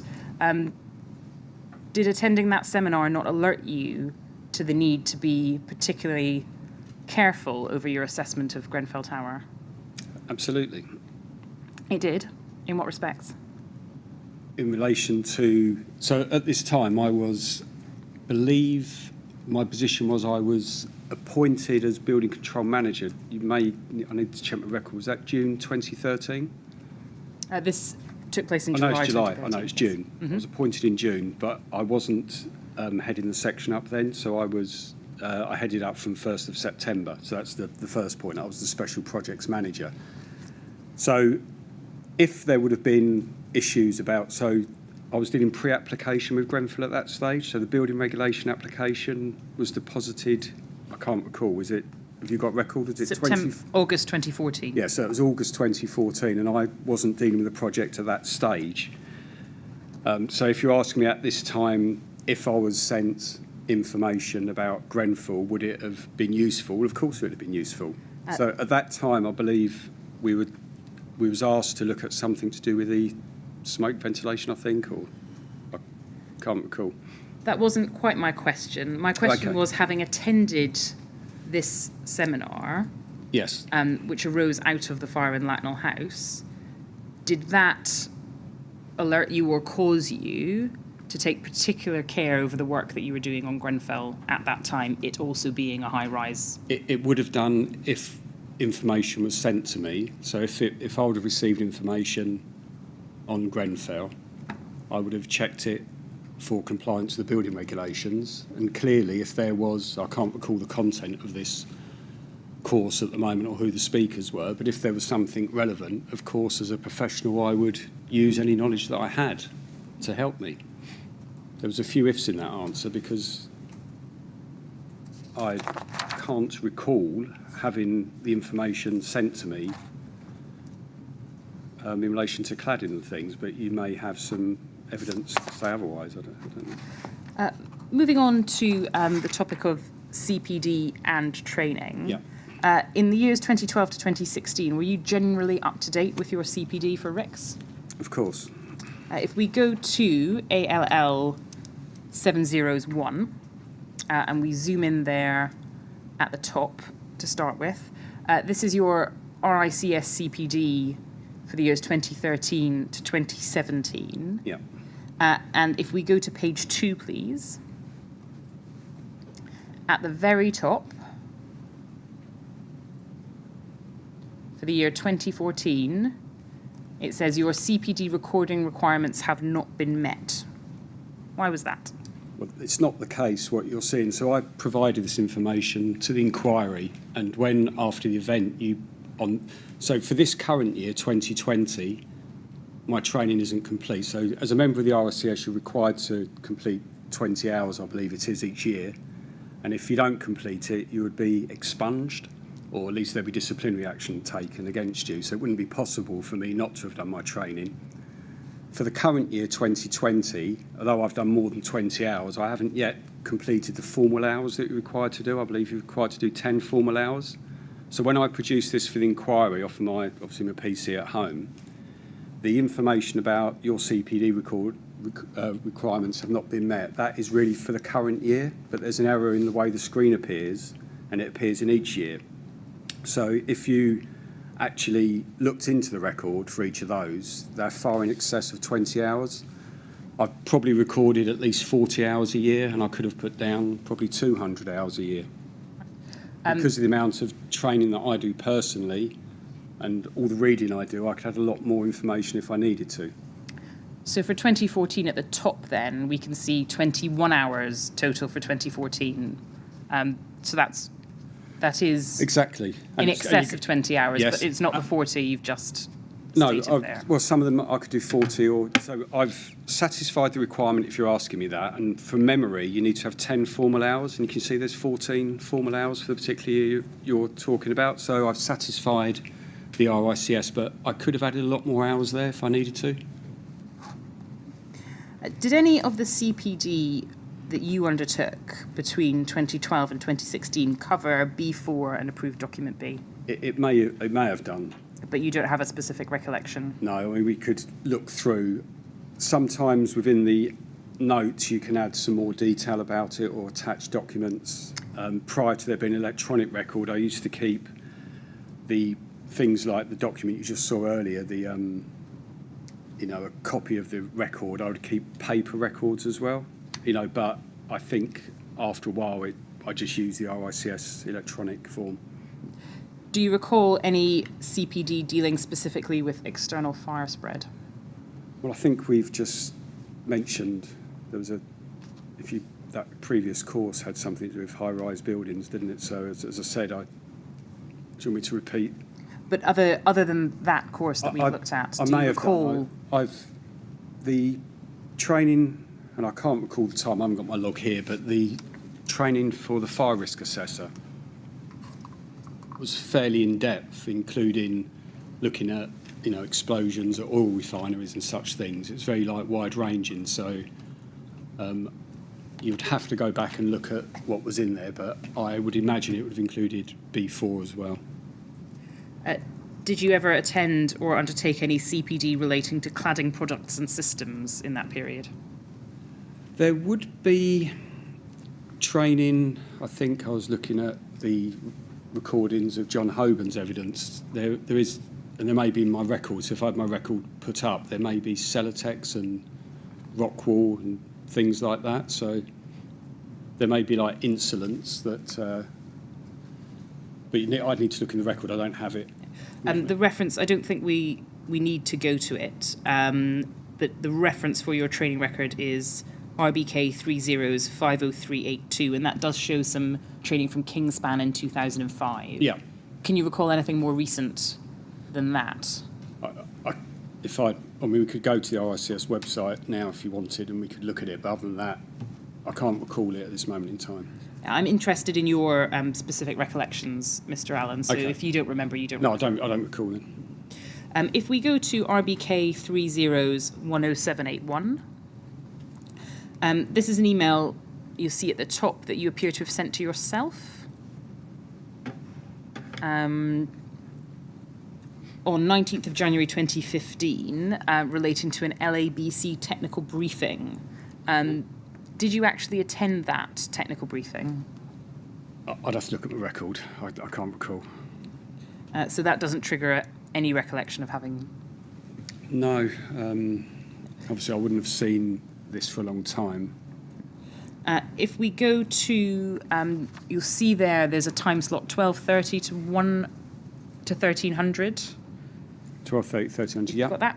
It says combustible insulation in facades, conflicts between complying with Part L and Part B by somebody from Arup.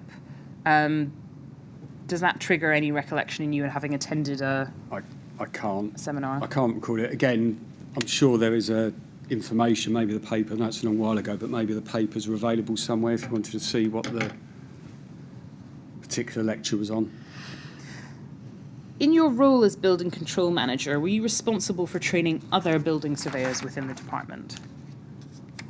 I'd say yes, because I felt that responsibility. So RBKC had a requirement, I'm not sure it was all the way through, to provide at least 2 days training per year. That was a general RBKC requirement, not just the building control or planning one. But training was, there was RBKC provided amazing training actually, both for personal development as well as technical. So there was a vast array of training provided. In terms of the technical training, were you responsible for the technical training of your surveyors on matters to do with the building regulations? I would happily say yes, because although it wouldn't necessarily be, you have to look at my job description, whether it actually says that in my job description I'm responsible for training, but I would take it on myself if there was a change in the regulations or change in either the building regulations or approved documents, because I had to learn it and wanted to find out. Then I would do my own study, including at times talking to the Building Regulations Division at the DCLG or whatever, MHCLG or CLG, whatever it happened to be called at the time, to clarify my understanding. So then I would then look to then pass that information on to both my team and also to our external clients as well.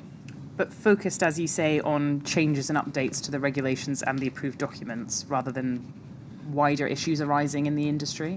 Predominantly, unless there was something, because the wider issues, if there was something that had come across my desk, I would then forward that information on to them. And also new staff as well, by the way. Yeah, so if we had new staff, was very keen at, Kensington and Chelsea Building Control were very keen on taking on trainees, both for the good of the department and for the wider building control industry. Particularly when the department was slightly larger than it was towards the end. And with those trainees, obviously, we'd give them extensive training, which I was usually involved with. We heard from Mr. Hoban that there were lunchtime seminars put on by managers. Yeah. Was that you? That was something I organised. For most of the time, apart from once I become the building control manager, obviously my time was being taken with other things, and I asked for someone to step forward and arrange them, basically. In the period 2013 to 2016, how regularly were the lunchtime seminars held? There wasn't a requirement to actually hold them at a particular time. I would, if you was asking me now, and I could check, and I can do afterwards, I would say between 4 and 6 a year, that kind of amount. Every year? Between that, I'm saying I'd need to check. I can produce the records. I think you've got some of the records because you've got a lot of I saw it yesterday, you had details of room bookings from the RBKC log of training, so I think you might have that already. If we could go to RBK 30's 51200. This is an email from you to Paul Hanson dated 23rd of January 2017. You'll see in the first email, Mr. Hanson asked, "Hi John, did we have any RBKC in-house building control seminars last year? Yeah. If so, do you have a list?" Yeah. And you respond there and say, "We did not have any lunchtime seminars so that would be in 2016. Do you recall that? I mean, for that particular year, I can't recall. As I say, I took over. You would need to look in all the years. So in this particular one, I can't recall it. If that's the case, that's the case for that year. Was there any particular reason why seminars would not have been held in 2016? I don't know. I'd be just guessing to say why not. Lunchtime seminars are one aspect of training. You'd need to look at the training logs of all the surveyors. Was it perhaps a particularly busy year, 2016? No, I wouldn't say so. I mean, I mentioned earlier on, I can't recall when I mentioned about, I said before you mentioned that, about asking one of the surveyors if they would take over the responsibility to arrange the seminars. Can you recall which surveyor that was? I can, but I can't recall if it was this time. Did your training in the years before 2016 cover Part B of the building regulations? There would be, yeah. And would that be just updates, or would it be the substance? its Sometimes entirety? be substance. So prior to 2016, yeah, our fire team in particular, or means of escape and the like, we would often produce, or Kensington Chelsea would often produce guidance documents of their own accord. We had a colleague that was particularly knowledgeable on means of escape and other things, and would help for other, do work for other associations. So when there was a note out, he may do a talk about it or send it round, which is all training. You know. Was that Paul Hansen? It was, yeah. Do you recall any notes or training about B4 in particular? Not about B4. No. ADB? Sorry, well, it would be about approved document B, yeah. And did you ever provide specific training on Part B4 and the guidance supporting it in approved document B? I can't recall any. I'd need to study the log, but I can't recall any. Did you ever provide specific training on how to interpret technical documents such as BBA certificates? I probably didn't, but it is regarded as a core function. And as I mentioned, most of the team had been in building control for a long time, and it's something that would be very familiar to the team. So you'd expect a surveyor to be able to read a BBA document and note any limitations or exclusions? Yes. What about training on how to interrogate manufacturers' product information, particularly Yes. when it comes to claims about fire performance? Yes, same. So you did provide specific training on that? No, I would expect them to know how to interrogate it. I didn't provide them training on how to do it. So I thought you said, would you expect them to? Sorry, perhaps I wasn't clear. Yeah. It kind of followed on. Yes, so you would expect them to be able to do it. Yes. Absent any training within your department, how could you be sure that they did in fact know how to do it? How would I be sure? Well, I would. So I'd have regular meetings with the team in far as their general competence. They may ask me from time to time about a particular thing where I can assess their level of competence generally, but there wasn't a kind of tick box to say, do you know how to interrogate a document? They're all experienced surveyors that have been there for a long time, and it's a kind of a core part of the role, I would say. Did RBKC have a policy of requiring their building control surveyors to undertake their own CPD? Not a policy. I mean, I did see some previous notes. So, as you probably know, RBKC had a quality management system from approximately 1997 to 2012. And as a requirement of the quality management system, there was a need to have a training log within that. So I then would make sure that the surveyors had a training log. That quality management system stopped in roughly 2012. So it was then for the surveyors to update their own CPD log. And that was very much the ethos of the department, not necessarily mine, but the wider planning department, about people taking responsibility and determining their training needs. Apart from some specific corporate things, for example, if accolade might change, or there was a particular, something to do with equality and diversity or something like that was more widespread, you may put that in as a core function for every member of staff at Kensington and Chelsea. But it was generally self-directed, the CPD. Aside from the updates that you mentioned at the lunchtime seminars, what systems did you have in place to ensure that building control surveyors were up to date on changes to the building regulations and associated guidance? Well, it's many. There would also be monthly team meetings with the whole team. There were sometimes technical meetings. You would have informal chats about, because you're in a close office together. There would be cascading of documents. So if there was a document coming out, I mentioned like the Building Magazine or RSCS, even though it was sent to my home, if there was an interesting article, you'd send it round and say, look at page 40 on the circulation slip and those kind of things. So wide and varied, I would say, as far as training opportunities. So during any of these wide and varied training opportunities, did you ever reinforce with surveyors the need to read BBA certificates in their entirety? It's a core function. and it's not something that's felt the need to do so. So, as I mentioned at the start, it's a case of, first of all, checking what the requirements of the building regulations are and the specific part or clause or test that it was required to be, because it's very often that manufacturers may claim something, but they weren't tested into the right part of the regulation. So the certificate itself may look fine, but if they're not testing it to what you actually need in performance, then obviously it's not acceptable. And that's a core function. So the question you asked, did I remind people? There wasn't a need to remind them.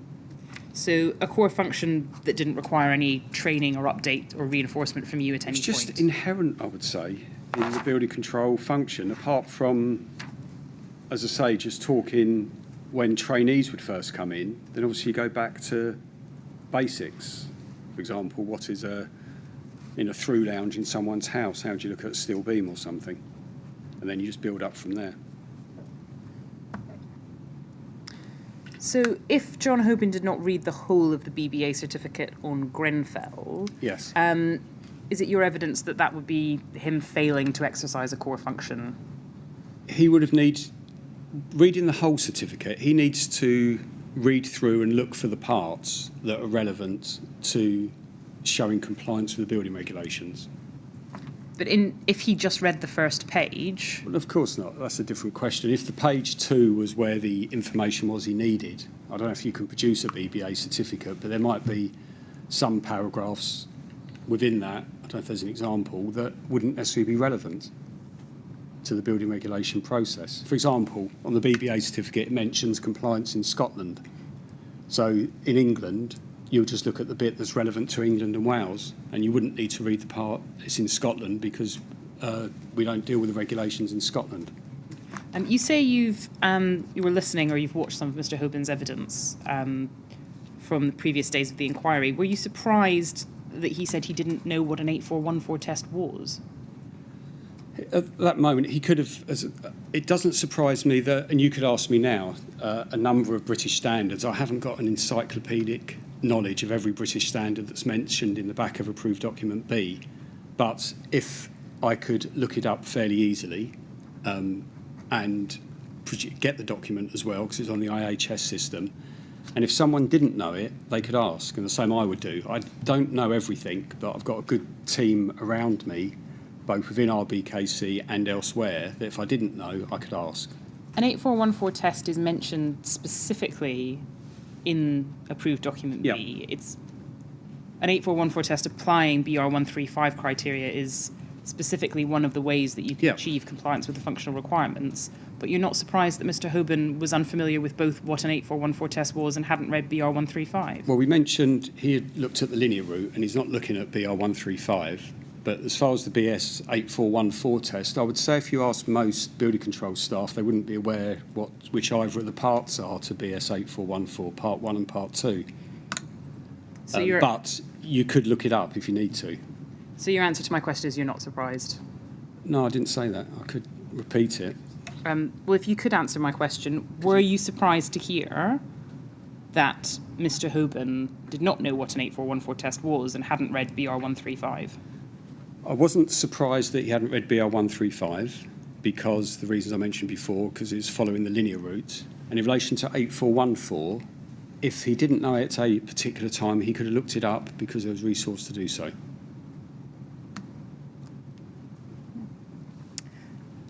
Was there a system or practice within RBKC where if someone else went to a seminar or conference, they would share what they had learned with the rest of the team? I mentioned that earlier. It wasn't required, but it was generally a good thing to do because they've learned some experience from that, and it's obviously as much as you can to share that information. So if I, for example, went to an LDSA meeting and sometimes there was technical information at the start of that, there might be someone invited to present to the whole of London, which they may have been keen to do.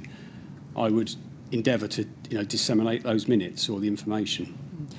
If we could go then to RBK 401221. These are the minutes from a London District Surveyor's General Meeting. So that's the LDSA, is it? Mm-hmm. 15th of October 2015. And we can see on the list there from Kensington and Chelsea, it's Jose Anon attending. So he was your deputy, wasn't he? He was. Yeah, so he would attend if I couldn't, or sometimes we I shared it with him just as for experience and exposure as well for him. If we go to page 4, there, and if we look, 1 second just to locate it. Yes, if we look, it's about 2/3 of the way down the first box, and it starts with PC has a large office building. Can you see that text there? Yeah, it just needs a bit of delay while they just enlarge it. That's it. Okay. So where are we looking? So it's now at the bottom, the last paragraph. It says PC has a large office building. Do you see that? Where's PC? So I can't see. Oh, there. So last bit. PC. Last bit. Yeah. So PC, if we look at the front, we don't need to go there, but looking at the front page, that's someone from Southwark, I think. Is that PC? PC. Yeah, Peter Card, I think. PC attended a recent LFB seminar. Is that what I'm looking at? No, it's a bit further. It's PC has a large office building, brackets 9 stories. Okay. PC has a large office building, 9 stories, yeah. Yep. So it says PC has a large office building, brackets 9 stories, that has PIR cladding as opposed to rock wall insulation over 18 metres high, brackets BCA Technical Guide 18.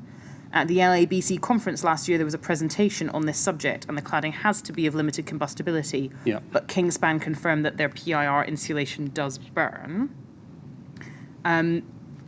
Did Mr. Anon share that information back within the team? I don't know, but there's nothing in there that's changed to what we've spoken about. So any product needs to be materials of limited combustibility. So. Were you aware at the time that products such as Kingspan and Celotex did not meet the requirements of 12.7 of ADB? Was that something you knew with respect to those brands? I wouldn't know every single product that's been manufactured, but any product that was going to be used on a building that I was responsible for, I would obviously look to make sure it complied with the performance requirements in the building regulations. Can you just answer my specific question, which is, did you know about Celotex and Kingspan at that time specifically? I may have done, I can't recall. Did anyone at RBKC attend that LABC conference in 2014 that you know of? At this moment, I don't know. You can look in my training record. I may have attended. If we could go to RBK 402400 now. That's an email dated 22nd of January 2015, and it comes from you. Yeah.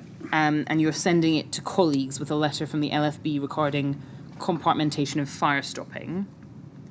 And you say there, just for information, brackets, you can also add to your CV. Sorry, could you just have that a little bit larger, sorry, if that's possible? Just the main body of the text. Okay, thank you. It says, just for your information, brackets, you can also add to your CPD log. Attached is a letter sent to the leader of the council from the London Fire Brigade. It's not clear who this letter is aimed at, and I'm awaiting a call from the borough commander. I think its audience is anyone in the council who's responsible for refurbishment work. There are case studies in the appendix, some involving fatalities, in which fire protection measures have been compromised. These are the type of faults that would be picked up in RBKC as part of our plan checking and site inspection regimes. Were you intending that email to be a reminder to your team to exercise particular care and scrutiny when dealing with fire protection measures? As I said at the top, it's just for information. I wasn't sending it to them as a criticism of anything they were doing. It was, these are faults that have been flagged up very helpfully by the London Fire Brigade that were sent to the leader of the council. And obviously I was then sharing that information. We spoke about CPD and sharing training and those kind of things. This would obviously be an example to add to that previous question that you mentioned about sharing knowledge and information. I think it's just as it is, it's information. I wouldn't have had any particular issues with any of the staff about it, but it's awareness and just prompted, really, is what I'd say. Moving on, it's self-explanatory, really. I don't know what more I can say about it. Moving on to a new topic, which is the role of building control. I'm going to put a number of propositions to you, and you can just tell me whether or not you agree with them. Do you agree that the role of a building control body is only to check for compliance with the requirements of the Building Act and building regulations? Not entirely, depending where you're going. So first of all, the function of building control. There's many different duties that building control look after, and that does vary from place to place, so it's not just the building regulations. So typically at specifically at RBKC, the percentage of time spent doing building regulation work was round about somewhere between sort of 70 and 74%. It varied with time recording. And the rest of the time then was spent on other functions that the building control at RBKC required me to do, which is in the council's constitution. It does vary council to council. So, for example, looking at dangerous structures, for example, administering initial notices, looking at demolitions, those kind of things. So there's a whole load of stuff. In the context of a building project that's controllable by the building regulations, it's the role of building control to check for compliance with the requirements of the Building Act and the building regulations. Well, where are you reading that from? That's the opinion of our expert witness, Ms. Menzies. Yeah. Could we Do you see agree with her it? report? Because the approved document... Council's just putting a proposition to you. Yeah. And if Okay. you do agree with it, you can say so, and if you don't, you can explain why Well, you don't. partly. The guidance in the approved documents are for everybody, and the guidance is the responsibility for compliance with the building regulations lies with those people that are carrying out the work. It also says it in the building control performance standard that you referred to earlier, and also says it in the manual to the building regulations and in the recently revised manual to the building regulations. So the responsibility for it is that. It does talk about enforcement of the regulations, as you well know, in the Building Act in Section 91, and also talks in passing in Regulation 4 of the building regulations, and also in partly in Regulation 16. But it specifically says and you're required to put this on the completion certificate, that the works, I can't remember the exact words now, but the works are proof but not conclusive proof that the works comply with the building regulations. So that's the kind of full answer. So I'm not sure if that's a yes or a no to your question. I think we'll get there a different way as we go through my other questions. Do you agree that a building control body has no role in design? Not necessarily, because there was a very... Not design, because it's for the people to obviously design the project, but many years ago, it was very much about that doesn't comply, reject it. It's not good enough, but very much now it's more about being part of. It is about being part of the team as well, and it may be looking at options and suggestions. So typically, plans might be marked up with suggestions for them to take forward. You're not designing it, because you definitely can't design, but you would try and be slightly more helpful than that, rather than just say it doesn't comply. Just give perhaps some guidance to them to help them comply. It's not a rejection culture. You're trying to help people build in accordance with the building regulations, I hasten to add. Yeah. And part of the role of a BCB is to check submitted proposals. Building control body. Building control body, yes. Is to check submitted proposals for compliance with the building regulations. Part of the role. Yeah. And to inspect works on site to ascertain compliance? Well, yes, but there's not a requirement to inspect on site, because that's in the regulations. So there's requirement that's changed over time for people carrying out work to give notice of those inspections. There's nowhere that says that the building control has to inspect, but they generally do inspect. I'm just explaining what the regulations say. And when they do, they're looking for compliance or non-compliance? Yes, with whatever it is at that moment they've been asked to go and have a look at. Do you also agree that it's ultimately for those designing and carrying out building works to ensure that the building regulations are complied with? Agreed, and that is stated in the approved documents and the manual to the building regulations. And as you've already said, you would agree that building control approval is not conclusive evidence that the building regulations have been complied with? Not building control approval, the building control, the completion certificate, the final certificate.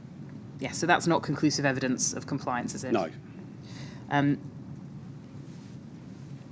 Do you agree that a local authority building control surveyor is required to take such steps as are reasonable to enable him to be satisfied within the limits of professional skill and care that the applicable aspects of the building regulations are complied with? I think, is that quoting from they're the kind of words that are in Regulation 16, I think. I'm not sure where you've got that from. But it's that, I would say yes. And do you agree that a building control body's ability to do its job properly depends in part on the quality of information submitted to it? Of course, yeah. Do you agree that where there are gaps or contradictions in the information submitted, a building control body should follow up on this with the applicant? Yeah. Do you agree that exercising reasonable skill and care would include seeking missing or incomplete information from the applicant? Yeah. Both the TMO and a range of others on site, such as Studio E, Ride and Harley and the Clerk of Works witnesses, have told the inquiry that they relied on building control to ensure that refurbishment complied with the building regulations. Yeah. Did you appreciate that at the time of the Grenfell application? I didn't, but they'd obviously be mistaken in their expectations and understanding, and also what the legislation is. Is that a misconception that you were generally aware of in the industry at the time? I can't answer for others, I'm afraid. Was it your experience that people expected too much of building control when it came to compliance issues? There may be an understanding for most people. I mean, you'll be aware of case law in relation to negligence for building control claims. They're not usually successful. I don't think there are any that are successful. The liability remains with the liability remains with those people carrying out the work. But I think there'd be a perception that if you had a completion certificate from a layperson, I'm talking about a layperson, member of the public, you may be thinking, oh, it's brilliant, everything's fine then. But if they had a problem, say, with their extension, it wouldn't be building control that would be then, they'd be seeking recourse from. It would be the people carrying out the work, the builder or the architect. What about construction professionals and other professionals such as architects? Well, I would say they should know. They're in the profession, and it's a requirement that those undertaking building work should do so with reasonable care, as it says in Regulation 7, with materials that are fit for the purpose. Moving on now, I'm going to ask you some questions about RBKC's Building Control Department, and specifically I want to ask you about the structure of it. Yeah. We know that prior to 2013, special projects were dealt with separately from the general run of building control applications. Calc, which ultimately included Grenfell Tower, was a special project, wasn't it? Yeah. Was Grenfell Tower considered itself to be a particularly complicated project? No. Would it have been a special project had it not been next door to Calc? I was the special projects manager and marketing manager, and obviously I do what I'm asked to do by my line manager. So I was asked in the early days to make contact. Someone wanted to talk about the smoke ventilation system, so generally speaking, if someone asked me to do something, I'd do it. So what the definition is doesn't really matter. It was one that was going to be dealt with by me, but it was in the size of schemes that are dealt with at Kensington Chelsea for complexity and value, it would be a fairly small scheme. From 2013 onwards, we've heard that work was allocated on a patch system. Yeah. Did the allocation of work within the patch take into account current workload, skill and experience? Not initially, but yes. So you would look at something may be allocated, and at different times, I can't recall in 2013 because there were times, one, I wasn't the head of the service, obviously at the early part of 2013. Did you say 2013? Yes, and I'm specifically asking about after you became head of the service. So September 2013. Yes, from then onwards.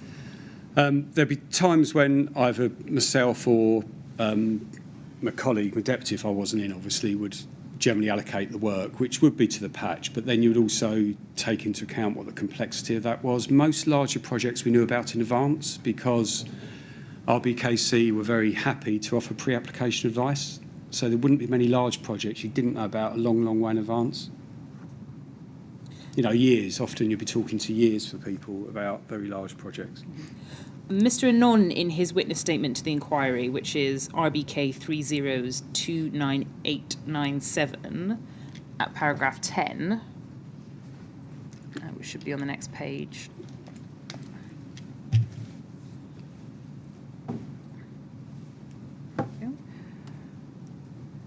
He says there, before the fire at Grenfell Tower, the way that work would be allocated is that a surveyor would be allocated a geographic area in the borough, a patch, and they would generally be responsible for any work that came within that area, but there were certain exceptions to this. He says, because a lot of team members have been in the industry for so long, some of us would always do work for partner clients regardless of the patch system. For instance, I deal with a lot of corporate services work, such as schools, flats and council buildings, which are scattered around the borough. I would tend to pick these jobs up when they came up, even if they were not in my assigned patch. Do you agree with that? Broadly, yes. At different points in time, but broadly, yes. And you'll just see there, paragraph 11 at the bottom, he now explains that since the fire, the process of work allocation has changed, such the work is allocated depending on the complexity of the project. Yeah, I mean, the first paragraph takes that into account as well, because they're talking about this working with clients, and obviously if there was clearly something very complex that would arrive in a very junior member of staff's team, there's no way they could check it. You may, depending on it, you may partner with them, shepherd them, those kind of things. It was never a case where if a £500 million project turned up in a very junior surveyor, one, you wouldn't do that, and two, they're not going to be able to give the service required for that particular project. So that just wouldn't happen. So your evidence is it was always the case that if something was particularly complicated or outside of the skill set of a particular surveyor, you would reallocate it? Absolutely. And if sometimes description's wrong, we mentioned there's not always plans available, the description could be wrong that was on the application form. And if something then transpired, it was above the level of someone's pay grade, basically, then the expectation is they would need to come and ask for help. And that's always the case. So would you keep the allocation of work constantly under review? Yeah, and I would talk monthly to my team, individually. So there'd be monthly one-to-ones. At the start, it was 2 weekly team meetings. So you're continually... And part of that, the first bit of that meeting is, how are you? How's things? For them, have an opportunity for them to tell me. I would have items I want to talk to them about, but I would ask them first up, how are you doing? How's work? All those things.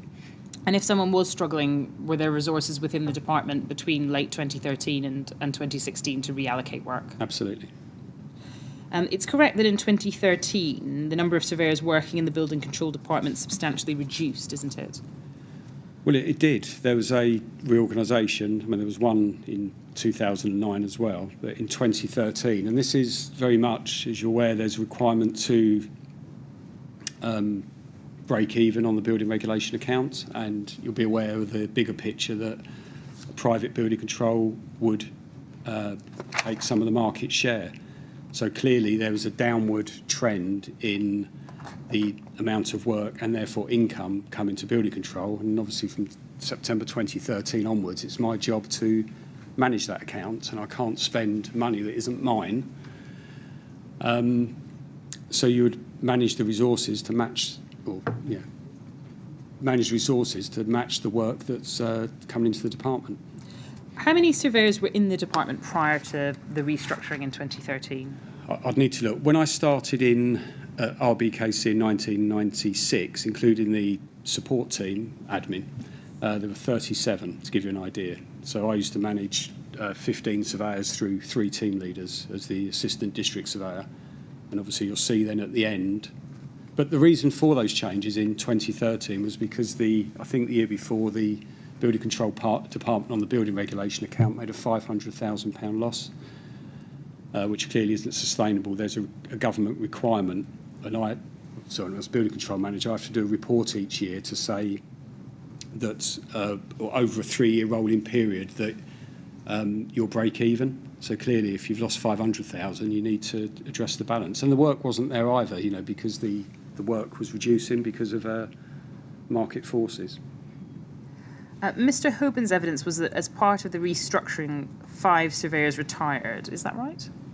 Well, I don't know if they retired. They took voluntary redundancy. But it's right that 5... I don't know the numbers. I'd have to... There were huge reports done. I can't recall the number. It wasn't my... I was obviously carrying on, so I did read the details at the time. It might be more than 5. Was it the case that the restructuring happened and then you took on the department, or were you yourself involved in this restructuring exercise? I'm still part of the management team. I've been part of the management team since 1996, but clearly there's a a need to change it. So I can't recall what my role was specifically in changing it, but I was part of the management team of 3, and I was an inherent part of that. Perhaps we can get to another way. Do you recall a substantial reduction in the number of people working in the department? Definitely, after yeah. the I mean, I'd have to think of the names, but he said, is there 5? I can't remember if it was 5. I just can't remember the... and one surveyor also, Mr. Wing, passed away at around the same time. Do you recall that? A friend of mine, yeah. I can't recall when he passed away, actually. Was his position filled? I can't recall. I'd need to know the dates. I mean, I did see his partner afterwards and things. So I do know Mick very well, but I can't recall I just can't recall the time frame at the moment. The inquiry has also heard reference to Mr. Dave Gammon. Yes. He was part of the fire regulations group, or the means of escape group. Is that right? Yes. Prior to the restructuring, how many people, roughly, you don't have to give a specific number, worked in that group? It's 2 or 3. So it'd be Paul Hanson. There may have been Celia Burt was being trained up. I believe it's Celia being trained up to help in that section as far as, continuity. There's another word for it rather than continuity. But after the restructuring, we heard that the building control department comprised of you as head of department and Jose Anon as your deputy. yes, I was building control manager. It was head previously, but it was changed because of the redundancy. You can't call it the same post. So I was building control manager. And then 3 senior surveyors, John Hoban, Parvinder Verdi and Amir Fardwi. Yeah, that sounds right, yeah. Just the 3. And then 3 surveyors, Hilary Wyatt, Colin Ryan and Celia Burt. Is that right? Yep, that sounds about right, yeah. Okay. So that's... I could check that. I'd have to... I've got some records about that, so I could check it. And our understanding is that Mr. Anon, the 3 senior surveyors and the 3 surveyors, they were all carrying out casework. Is that right? Yeah. And then you managing them on top? Well, not at the start, because at the very start I still had my own caseload. And the Kensington and Chelsea were very good with reports and things for Accolade, so you could look up fairly easy, and all the surveyors could, what the workload was by job numbers or number of plans they've received or full plans they've received, regularisation certificates, building notice in any period. We also heard that later, so in 2014, Hilary Wyatt transferred to the planning department. Is that right? I believe so. It's the dates and times. I don't have a record of it, but it will be RBKC will have record of their personnel records of what happened. Celia Burt then left at the end of March 2015. Does that sound about right? It does, yeah. Colin Ryan passed away in October 2015. If you say so, I can't remember the date. And then Waqas Rashid arrived as a graduate in 2016. Well, he arrived as a building control surveyor. We don't have a graduate post. He was a building control surveyor. I think he was a graduate, but he's a building control surveyor. Did you hire anyone new to the department between 2014 and 2016, apart from Waqas Rashid? I don't believe so. You'd need to check the record. So that is over the course of around 2.5 years, you went down from having 6 surveyors and senior surveyors combined to 3 plus Waqas Rashid. I'd need to check. I could double check, but if that's what you're saying, I'm sure you'd have checked it thoroughly with a personnel record, so I'm sure you're correct. So that was 3 senior surveyors, 1 principal surveyor and 1 new graduate, covering the work for the whole borough from October 2015. If that's what you're telling me, yeah. What was the reason for the staff leaving? There'd be various reasons. You'd have to ask them. I mean, I could... obviously, Hilary went to planning. I think she was moving somewhere else. I'm not sure about Celia. Obviously, other staff passed away. That's a pretty good reason. Was the building control department overstretched from that period, October 2015 to 2016? I don't believe so. Now, you've mentioned the national requirement for local authority building control services to be cost neutral. And I think you've explained that means that you depended on fee income to fund your department. Is that right? Yeah, so it's over a 3-year rolling period, and the council's financial officer had to kind of sign off that account each year. And going into September 2013, you mentioned as well that the Building Control Department had already made a loss. It had, yeah. Yeah.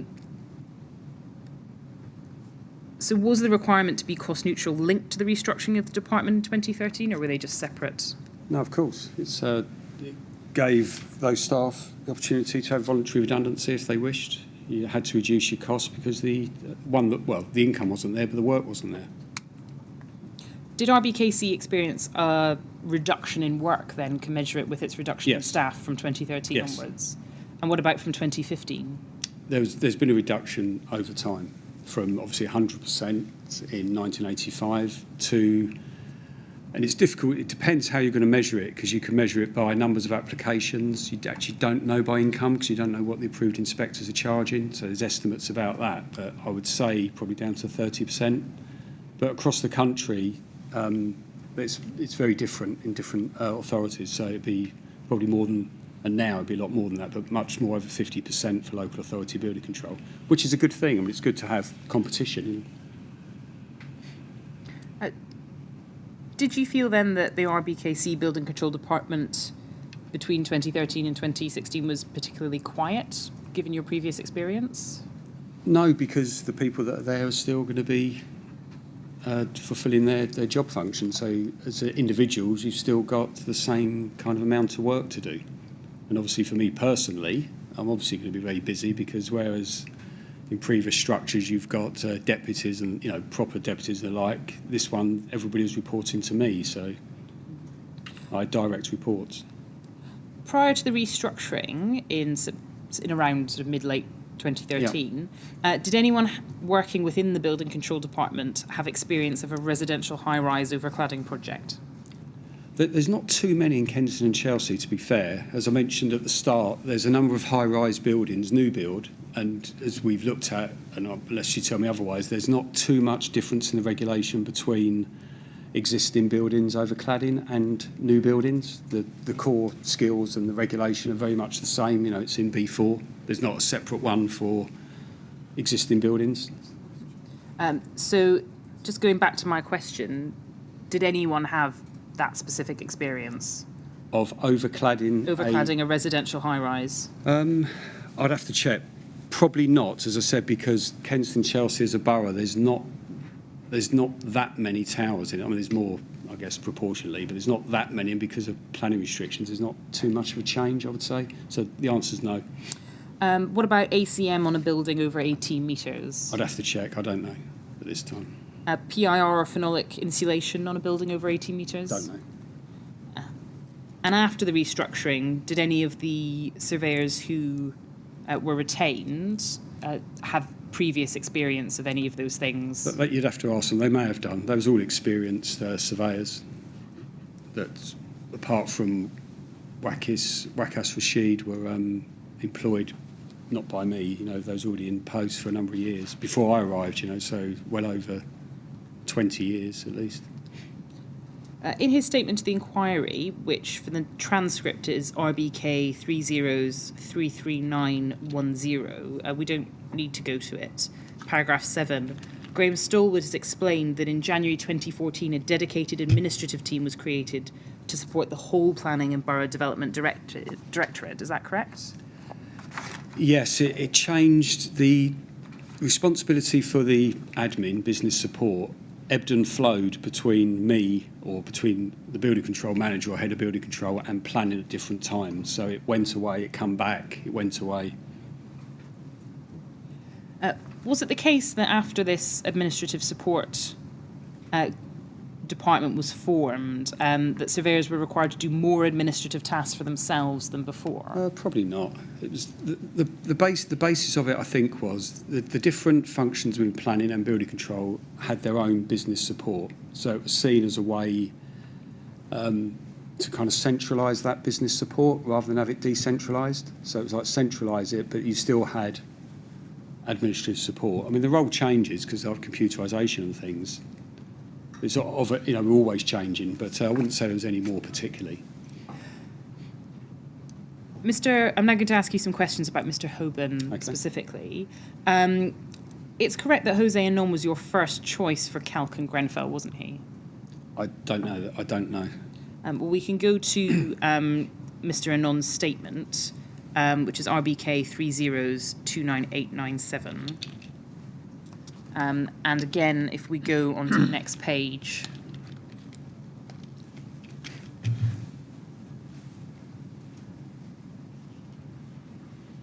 Sorry, one more page. I think it's around paragraph 10.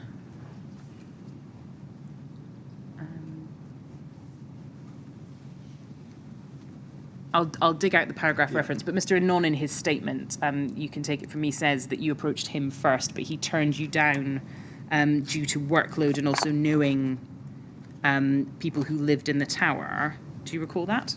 I don't. I needed... So the conversation here would be around... I was asked to, by Graham Stallwood, to reallocate the projects I had. I may have actually had about 20 odd projects at first of all. I think I've seen that on a report.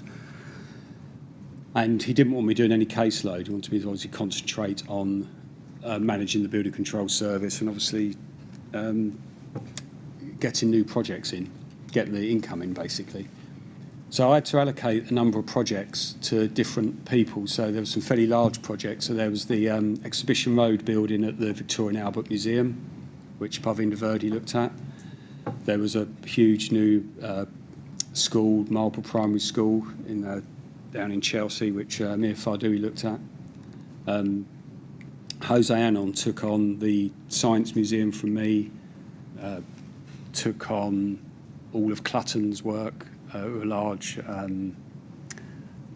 property owner, or they worked for a large property owner in Chelsea. So there's some huge projects, and obviously then it may have been that in that negotiation he may have said that. I wouldn't... I trust Jose from what he said, so if that's his recollection, I'm happy to go with that.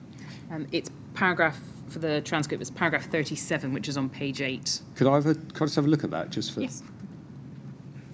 To see what... So he says, and we can zoom in for you, I was aware of the Grenfell Tower refurbishment project when the job came onto our department. I was initially asked to undertake the surveying work on the project and the associated work at the Leisure Centre and Academy. However, at the time I was dealing with a number of large housing and refurbishment projects across the borough, as well as large projects at Harrods and the Science Museum. I did not think I had the capacity to take on this additional workload and advised my supervisor, John Allen, accordingly. Do you recall that? I don't recall it, but I trust what Jose says. Can you explain why Jose Anon was your first pick for Grenfell and Calc? I don't know. It was a case there's a team, and I've got to share the work out to the team. And, there's only so many permutations and combinations you can have, so you've got to ask somebody to start with. Did he have specific experience that might have... No, I wasn't. No, not at all. No, I was just sharing the projects out amongst them. And Jose ended up, and he's mentioned those, he ended up with a lot more than that. He also looked at all the council's own projects as well, mainly. At the time you handed the project to John Hoban, were you aware that he had never done a high-rise residential... Sorry, can I just go back? It says there, he was dealing with a large number of housing refurbishments. He also dealt with mainly most of the council's projects, if they come separately. So because this was still a council project, that would have included that, but presumably he's excluded it because he said he knows some people there. So he's just saying, look, I'm excluding it because of that. So it's more by exception. He would still deal with all the council projects for the reasons he says.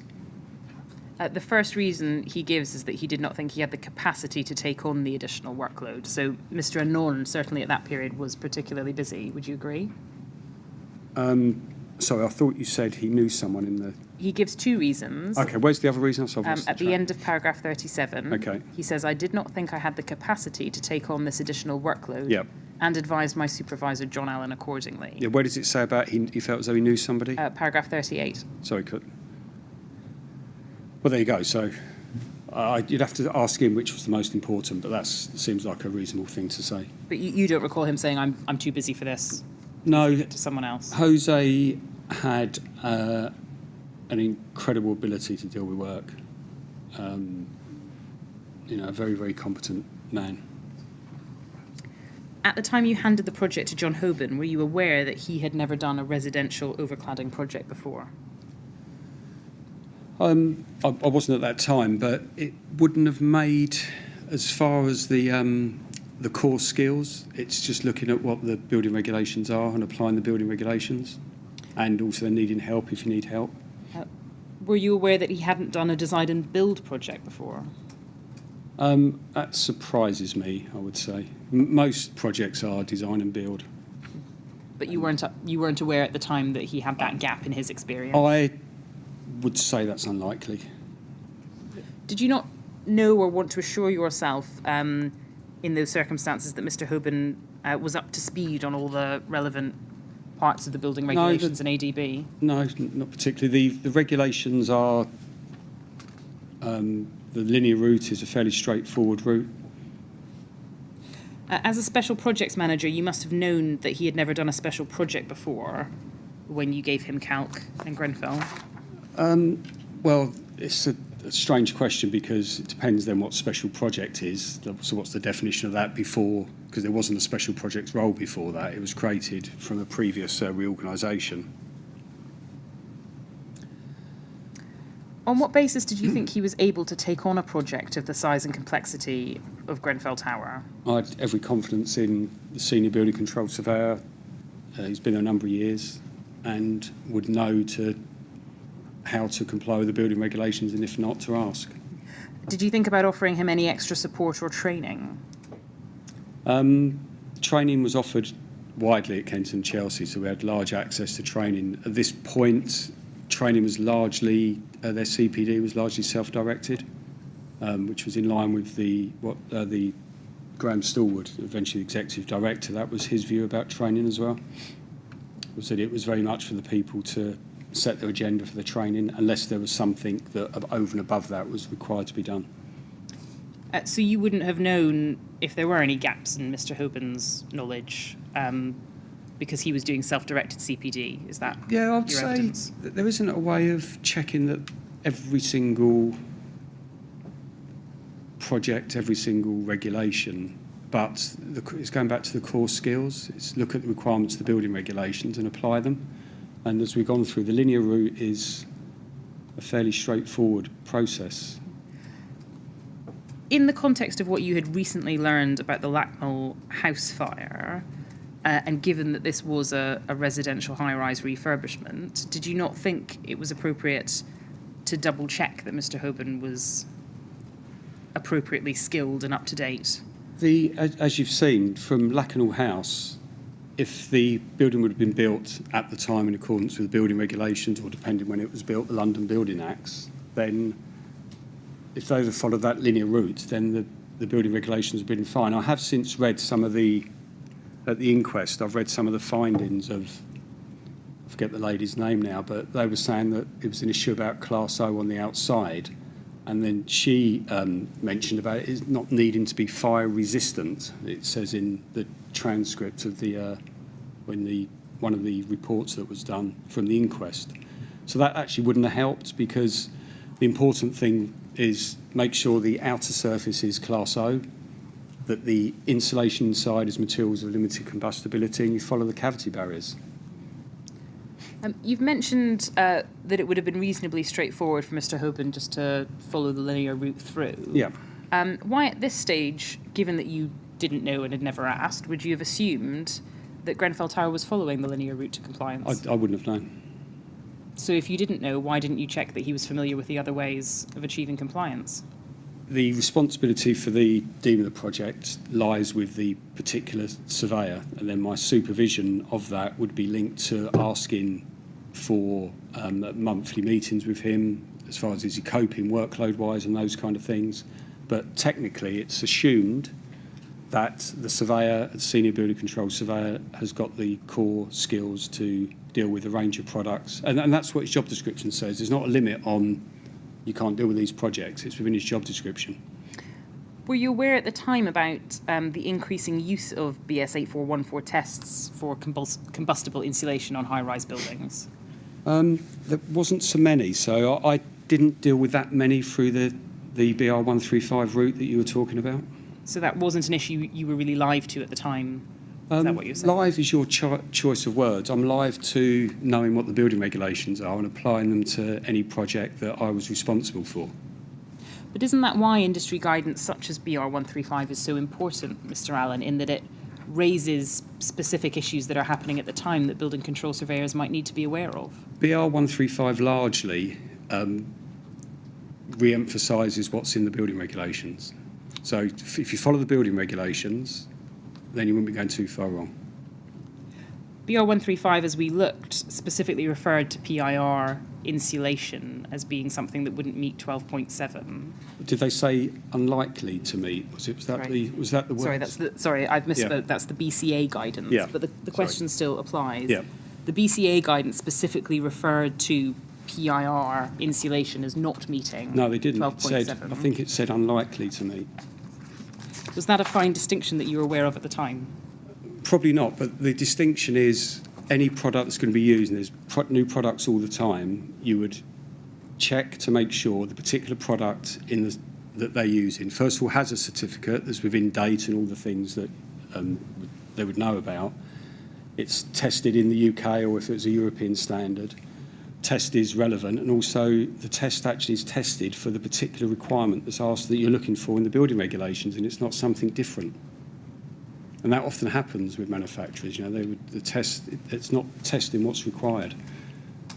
And again, that issue that you've just rehearsed just now, is that something you were aware of at the time in 2013? Or is that something you've learned since Grenfell? No, the core knowledge about looking at completion, any test data is a core function for building control officer. It just goes taken as read. That's the same. Looking now at Mr. Hoban's workload, you've said in your statement that you would meet each surveyor monthly and check through their job sheets and confirm their workload was manageable. Yeah. Do you have a specific recollection of doing this with John Hoban during his time on the Grenfell project? Yes. Did you meet him every month? More or less every month. There's sometimes not. I do have a record in a planner of each individual surveyor meetings I've had with them. It's more of an aid memoir for me, but it was using a planner that I trialled for RBKC. I went on a course trialling a particular planner, which I then got the planner as part of going on the course. So I do have a personal record of each surveyor, and some of which is personal stuff, but I did offer to disclose it, or my legal team offered to disclose it to the Metropolitan Police previously. Mr. Hoban said in his evidence that you did not ask him about whether his workload was manageable at these meetings. Can you comment on that? That surprised me, because my typical approach would be to ask each surveyor how they're doing, how's their work. But, you know, if he said that, that's what he said. Did he ever raise any issues with having a heavy workload with you at these meetings? He would have done, and I'd have to check the notes I have, but he would have done, and I would have then offered to help in any way I could. Well, how would you resolve those issues? Well, you can share the work around the team. Do you recall any example of when you did that in respect of Mr. Hoban? Yes. What was that? I've got record of offering to help Mr. Hoban, and I can give the date after this. There was a particular, I said, does he need any help with the full plan applications that he had? There was a few that had come in. And at the time he said no, but then 2 days later he gave me a full plan, which I passed to one of my colleagues, Parvinder Verdi. Can you remember what year that was? No, I can give you the exact date, but not now. So it's in between, I haven't got the date here, but it's in my plan, and I can supply the date. So at some point between 2013 Between 13 and 18. 17, because he left in 17, didn't he? Mr. Hoban has said that there was an increase in his workload from 2013 as a result of the restructuring that we've discussed. Do you recall that happening? Yes and no. I did listen to what Mr. Hoban said, or John Hoban said, but it depends what you're looking at in relation to numbers. So there was a number that I've seen in the press and I heard about 130 jobs. Having 130 jobs, first of all, each month I would meet, and one of the things I would do is make sure that records are up to date, because jobs may not have been closed down. And of those 130, because I had that data, it was a sheet that I'd produce. You know, it's from Accolade or one of the other types of software we had. Of those 130, there would be a number of those that hadn't even started, so that wasn't like an inspection workload. And there was a number that hadn't been inspected for 90 days. And on one of the ones I looked at on the particular time, the highest number I could see may have been 121. And I think there was only something like 30 current jobs, that kind of order. But the other thing, the number of jobs isn't only an indicator. I also had details of how many plans each surveyor had received, how many full plans they received, how many building notices they received in each year. And it'd actually be quite low. They may have maybe 1 or 2 plans a week, maybe less. So is your answer to my question that you don't recall an increase in Mr. Hoban's workload from 2013? Not. There's ebbs and flows, as I mentioned at the start, work across the department and in an individual patch. So clearly, as I said at the start, I can't refuse work. It's a requirement of local authorities to take any applications there are. So in a particular patch, there will be ebbs and flows. There'll be very quiet times and there'll be very high times. So for Mr. Hoban, I have the records of how many case numbers he had compared with other surveyors, and he wasn't the highest. But his numbers weren't necessarily reflective, and some of the other surveyors as well, to be fair. But the same thing, if you need help, ask, which we did. So you told the inquiry earlier that there was a substantial reduction in the number of staff following the restructuring. Yes. Is it your evidence that that wasn't accompanied by an increase in workload for everyone else in the department as a result? No, I certainly had more work, I know that much. But some of the surveyors did, but it ebbs and flows. You know, that's the thing. So they had quieter times and then more busy times. But I always required, and that the idea is to do the job while you're here. So 36 hours was required. Nobody stayed in the office 10 hours, 12 hours a day. It was a 36-hour job. And it was then my job to make sure that was the case, because obviously I cared about the welfare of the staff. Before September 2013, how many projects did one building surveyor normally manage at one time? Well, that's what I'm saying. The number of projects, over time, that's a very difficult thing to say, because one project could be a single-storey extension that may cause a lot of work, and another one could be a huge project that doesn't cause. There's different complexity, and it was always a thing between surveyors about, I've got this many jobs, you've got that many jobs, and he's got this amount. So I did also have meetings with all of the senior building control surveyors together, because it was saying, oh, well, you haven't asked him to do this, and you haven't asked him to update his records or whatever it was. So I had a meeting with them all together, which I've got the date of that as well. When was that meeting? I can provide the date. It's in the planner. I'm happy to release that information. We know from Mr. Hoban's evidence that he was allocated more work or another patch in March 2015. Do you recall that? It would be parts of patches when people leave. So, but then there's an adjustment. But always it would be managing the work on a weekly and monthly basis. What actually happened towards the end in 16-17, I was actually having weekly planning meetings with each of the surveyors. Is that because their workload had increased as Because a result they of loss were of staff? No, because they were talking to me about it. I've had it in the past where it was a long time ago. I'm not sure. It may have been. I wasn't the head of building control then, but one of the team was saying they had a lot of work. So I said, okay, I'll spend the week with you. So I sat down first of all and said, okay, what plans have you got to check? Let's check your plans. We've done that. And then I said, let's catch up on all your inspections. We've done that. And by about day 3, I said, at this moment in time, what have you got to do? They said, nothing. I said, okay, let's carry on then. But before then, it's like, I've got too much work and, I've got these visits, but it's not necessarily the case. So were you aware at the time that through 2015 and into 2016, Mr. Hoban was experiencing difficulties with his own health and in his personal life? Not personal life. John's a private person, and there's always that balance as a manager between prying too much. But obviously, regarding health, I would be attuned to that, and I would always encourage my staff to seek medical help, go to doctors and such things. In my planner, I noted he had an operation on his nose, and then I was then talking when he come back about, and this is not forcing anybody to come back, when they once they're signed off, they come back to work. There was a question about him then not going to sites that were too dusty, for example, or obviously offering to him work from home and those kind of things. So it's about making reasonable adjustments, but people also have got to be fit to work. Working at a council, they have their own procedures around, eventually, if someone isn't fit to work, then they may longer be suitable for doing the job. So obviously they are keen to work, and you want to make reasonable adjustments so they can work. I did know one other thing about his personal things as well, by the way. We did do a care plan and offer additional, like leaving early or offering extra leave or something in relation to his mother. So I've got him a plan of the care plan that we agreed and wrote up, which is in line with RBKC's procedures. And that's when he was caring for his mother? For his mother. That's the only sort of personal thing I really know, because he's, and rightly so, and he's a private person. Mr. Oban has said in evidence that he asked for help in 2015, and we can go to it in the transcript. It's day 46, page 157, line 15.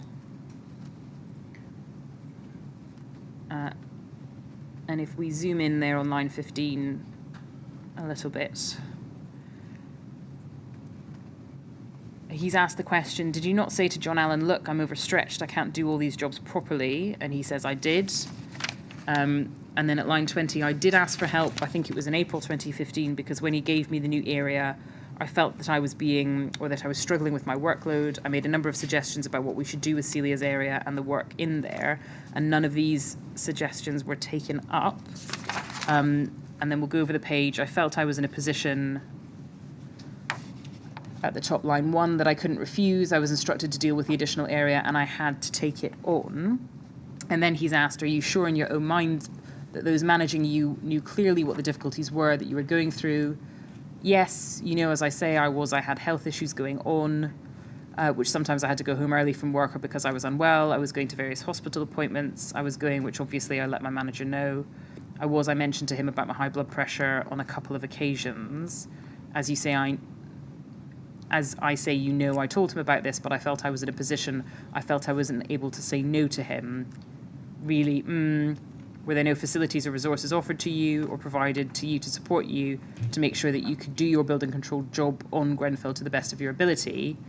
And he says, as I said, I pointed this out. I felt I couldn't escalate it any further. Do you recall him asking you for help and making suggestions? Asking for help, he mentioned about this particular plan. As I say, these meetings were recorded as well, so they, not by video or audio, but there was a written record of the event, some of which Mr. Hoban signed, and they were recorded on the council had a system called SharePoint. So there'd be different areas. There'd be team areas. There'd be another area just for myself and John Hoban that only we could look at, and then I'd post his annual performance review, his monthly meetings, and other things in SharePoint. So we had a record of those as well, and they are, as a matter of fact, and they're available. Do you recall him asking you for help? He asked for help when the one I've got to note in the planner was when he asked for help taking that full plan application off of him, and I took it off him and gave it to Parvinder Verdi. In relation to the other things, as I mentioned about his health before, I was keen to look after the staff and support wherever I could, within the confines of people are still required to work, and you still want to get the best out of that person. Do you recall him making suggestions for how he could be helped and not taking those up? I can't recall that. I'm open to listen to any suggestions from anybody, then I'd welcome that. You said earlier that this role is a 36-hour job, and it's a case of you do your work in the time, you're not expected to do overtime. Yeah. Were you aware he was coming in at the weekends to finish his work? The Kensington, and you'd need to check that. He may have come in once, and I said to him that there's no requirement to do that. Sometimes another officer may take some stuff home because they wanted to, and I say, please don't do that. You leave the building, and that's your work. Now, you could ask RBKC to get in the building, you need to swipe in. So you could get a record of how many times he come in, and also record all their times in and out. I did actually, the converse here, I did want to actually have and asked my managers at the time if I could have a sign-in and out sheet, only because, they don't seem to be around that much necessarily. And the other thing I would say is I've worked in other places, and it would be typical for surveyors to do around 10 inspections a day, do site inspections. That's the kind of number, for more smaller domestic. At Kensington and Chelsea, the average was nearer between 2 and 3 across the office. So it was a very different job, and not always looking at complex jobs. The workload wasn't high at all times, but there would be some limited periods, as I've mentioned, in a smaller team where there's ebbs and flows, but we'd manage that the best we can. So if we just take this in stages, were you aware at the time that he was coming in at the weekends? I may have known he'd come in once afterwards, and if you could check the record, if they've still got them, you would know how often he'd come in. But I can only recall once, and I told him not to do it again. Are you suggesting that Mr. Hoban is mistaken when he says he was coming in at the weekends? I've got no assertions to make about Mr. Hoban. Mr. Hoban gave evidence that he was going to bed holding a notebook and wasn't sleeping because his workload was so heavy. Did you not notice at the time that he was struggling? Not at all. I had monthly and weekly meetings with him, and it's a case of two-way thing about one, asking him. You can only open yourself up and offer. I encouraged him. He had a cough for a long time, and he was coughing in the office, and I was getting some comments from other staff, because we were working in a very close confine. And obviously I always encouraged him to go to the doctors. If we're talking about personal things, as you're pushing me, I think it found out he had a vitamin D deficiency. I just can remember that. So that was one reason why at some point he had this cough, I think, but you'd need to check. Mr. Hoban said a little later in his evidence that he felt he could not escalate his concerns any further. And again, we can go to that. It's day 46, page 158, line 12. I'll just read it and then I'll ask you a question. Okay.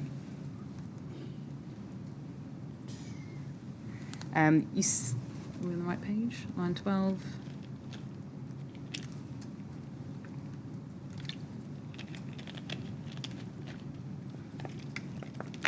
We are on the right page, sorry. He says, as I say, I told him about this, but I felt I was in a position, I felt I was unable to say no to him. Really, were there no facilities or resources offered to you or provided to support you to make sure that you could do your building control job on Grenfell to the best of your ability?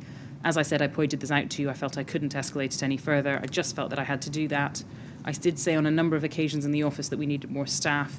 I felt that we were under-resourced. As I say, we lost 6. And then over the page,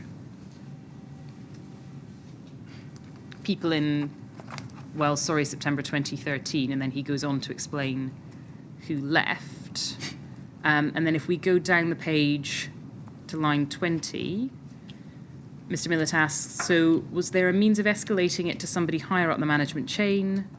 Mr. Hoban says, I felt I couldn't do that.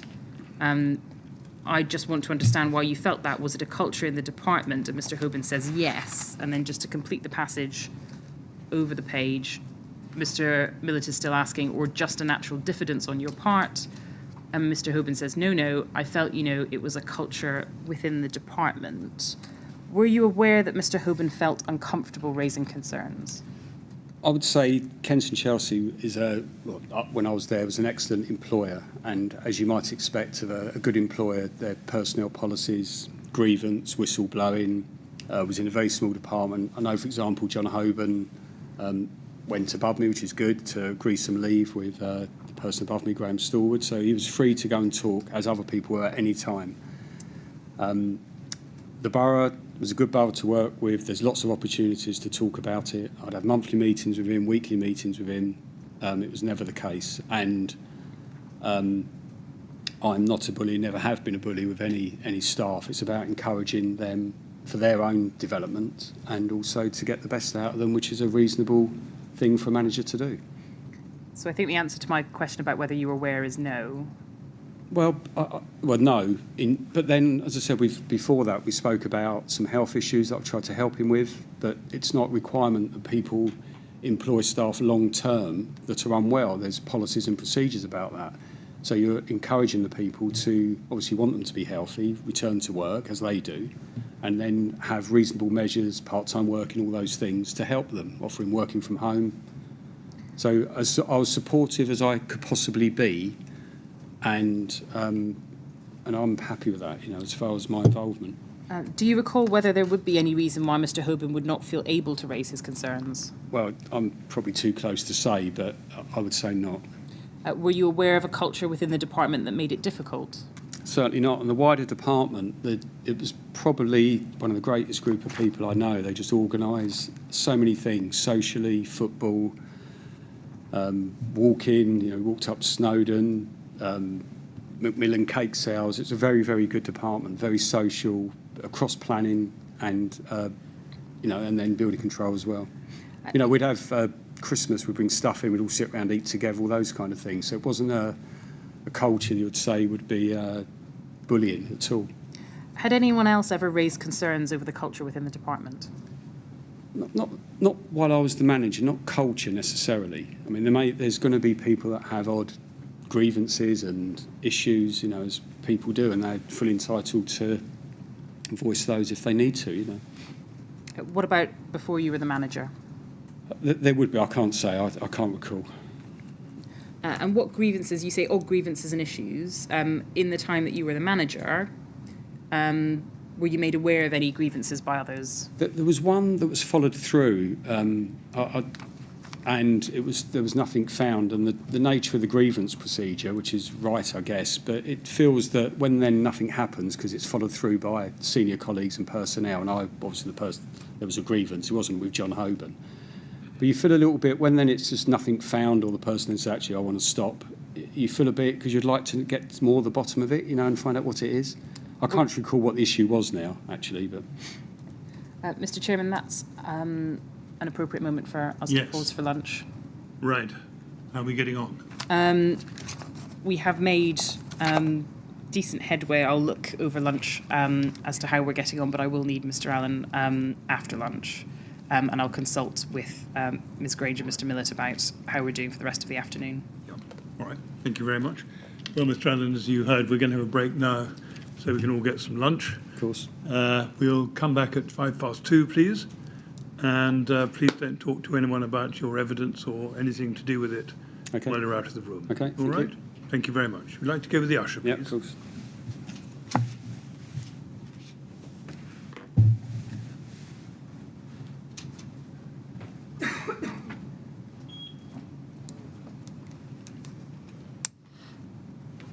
Good. Thank you. 2:05, please.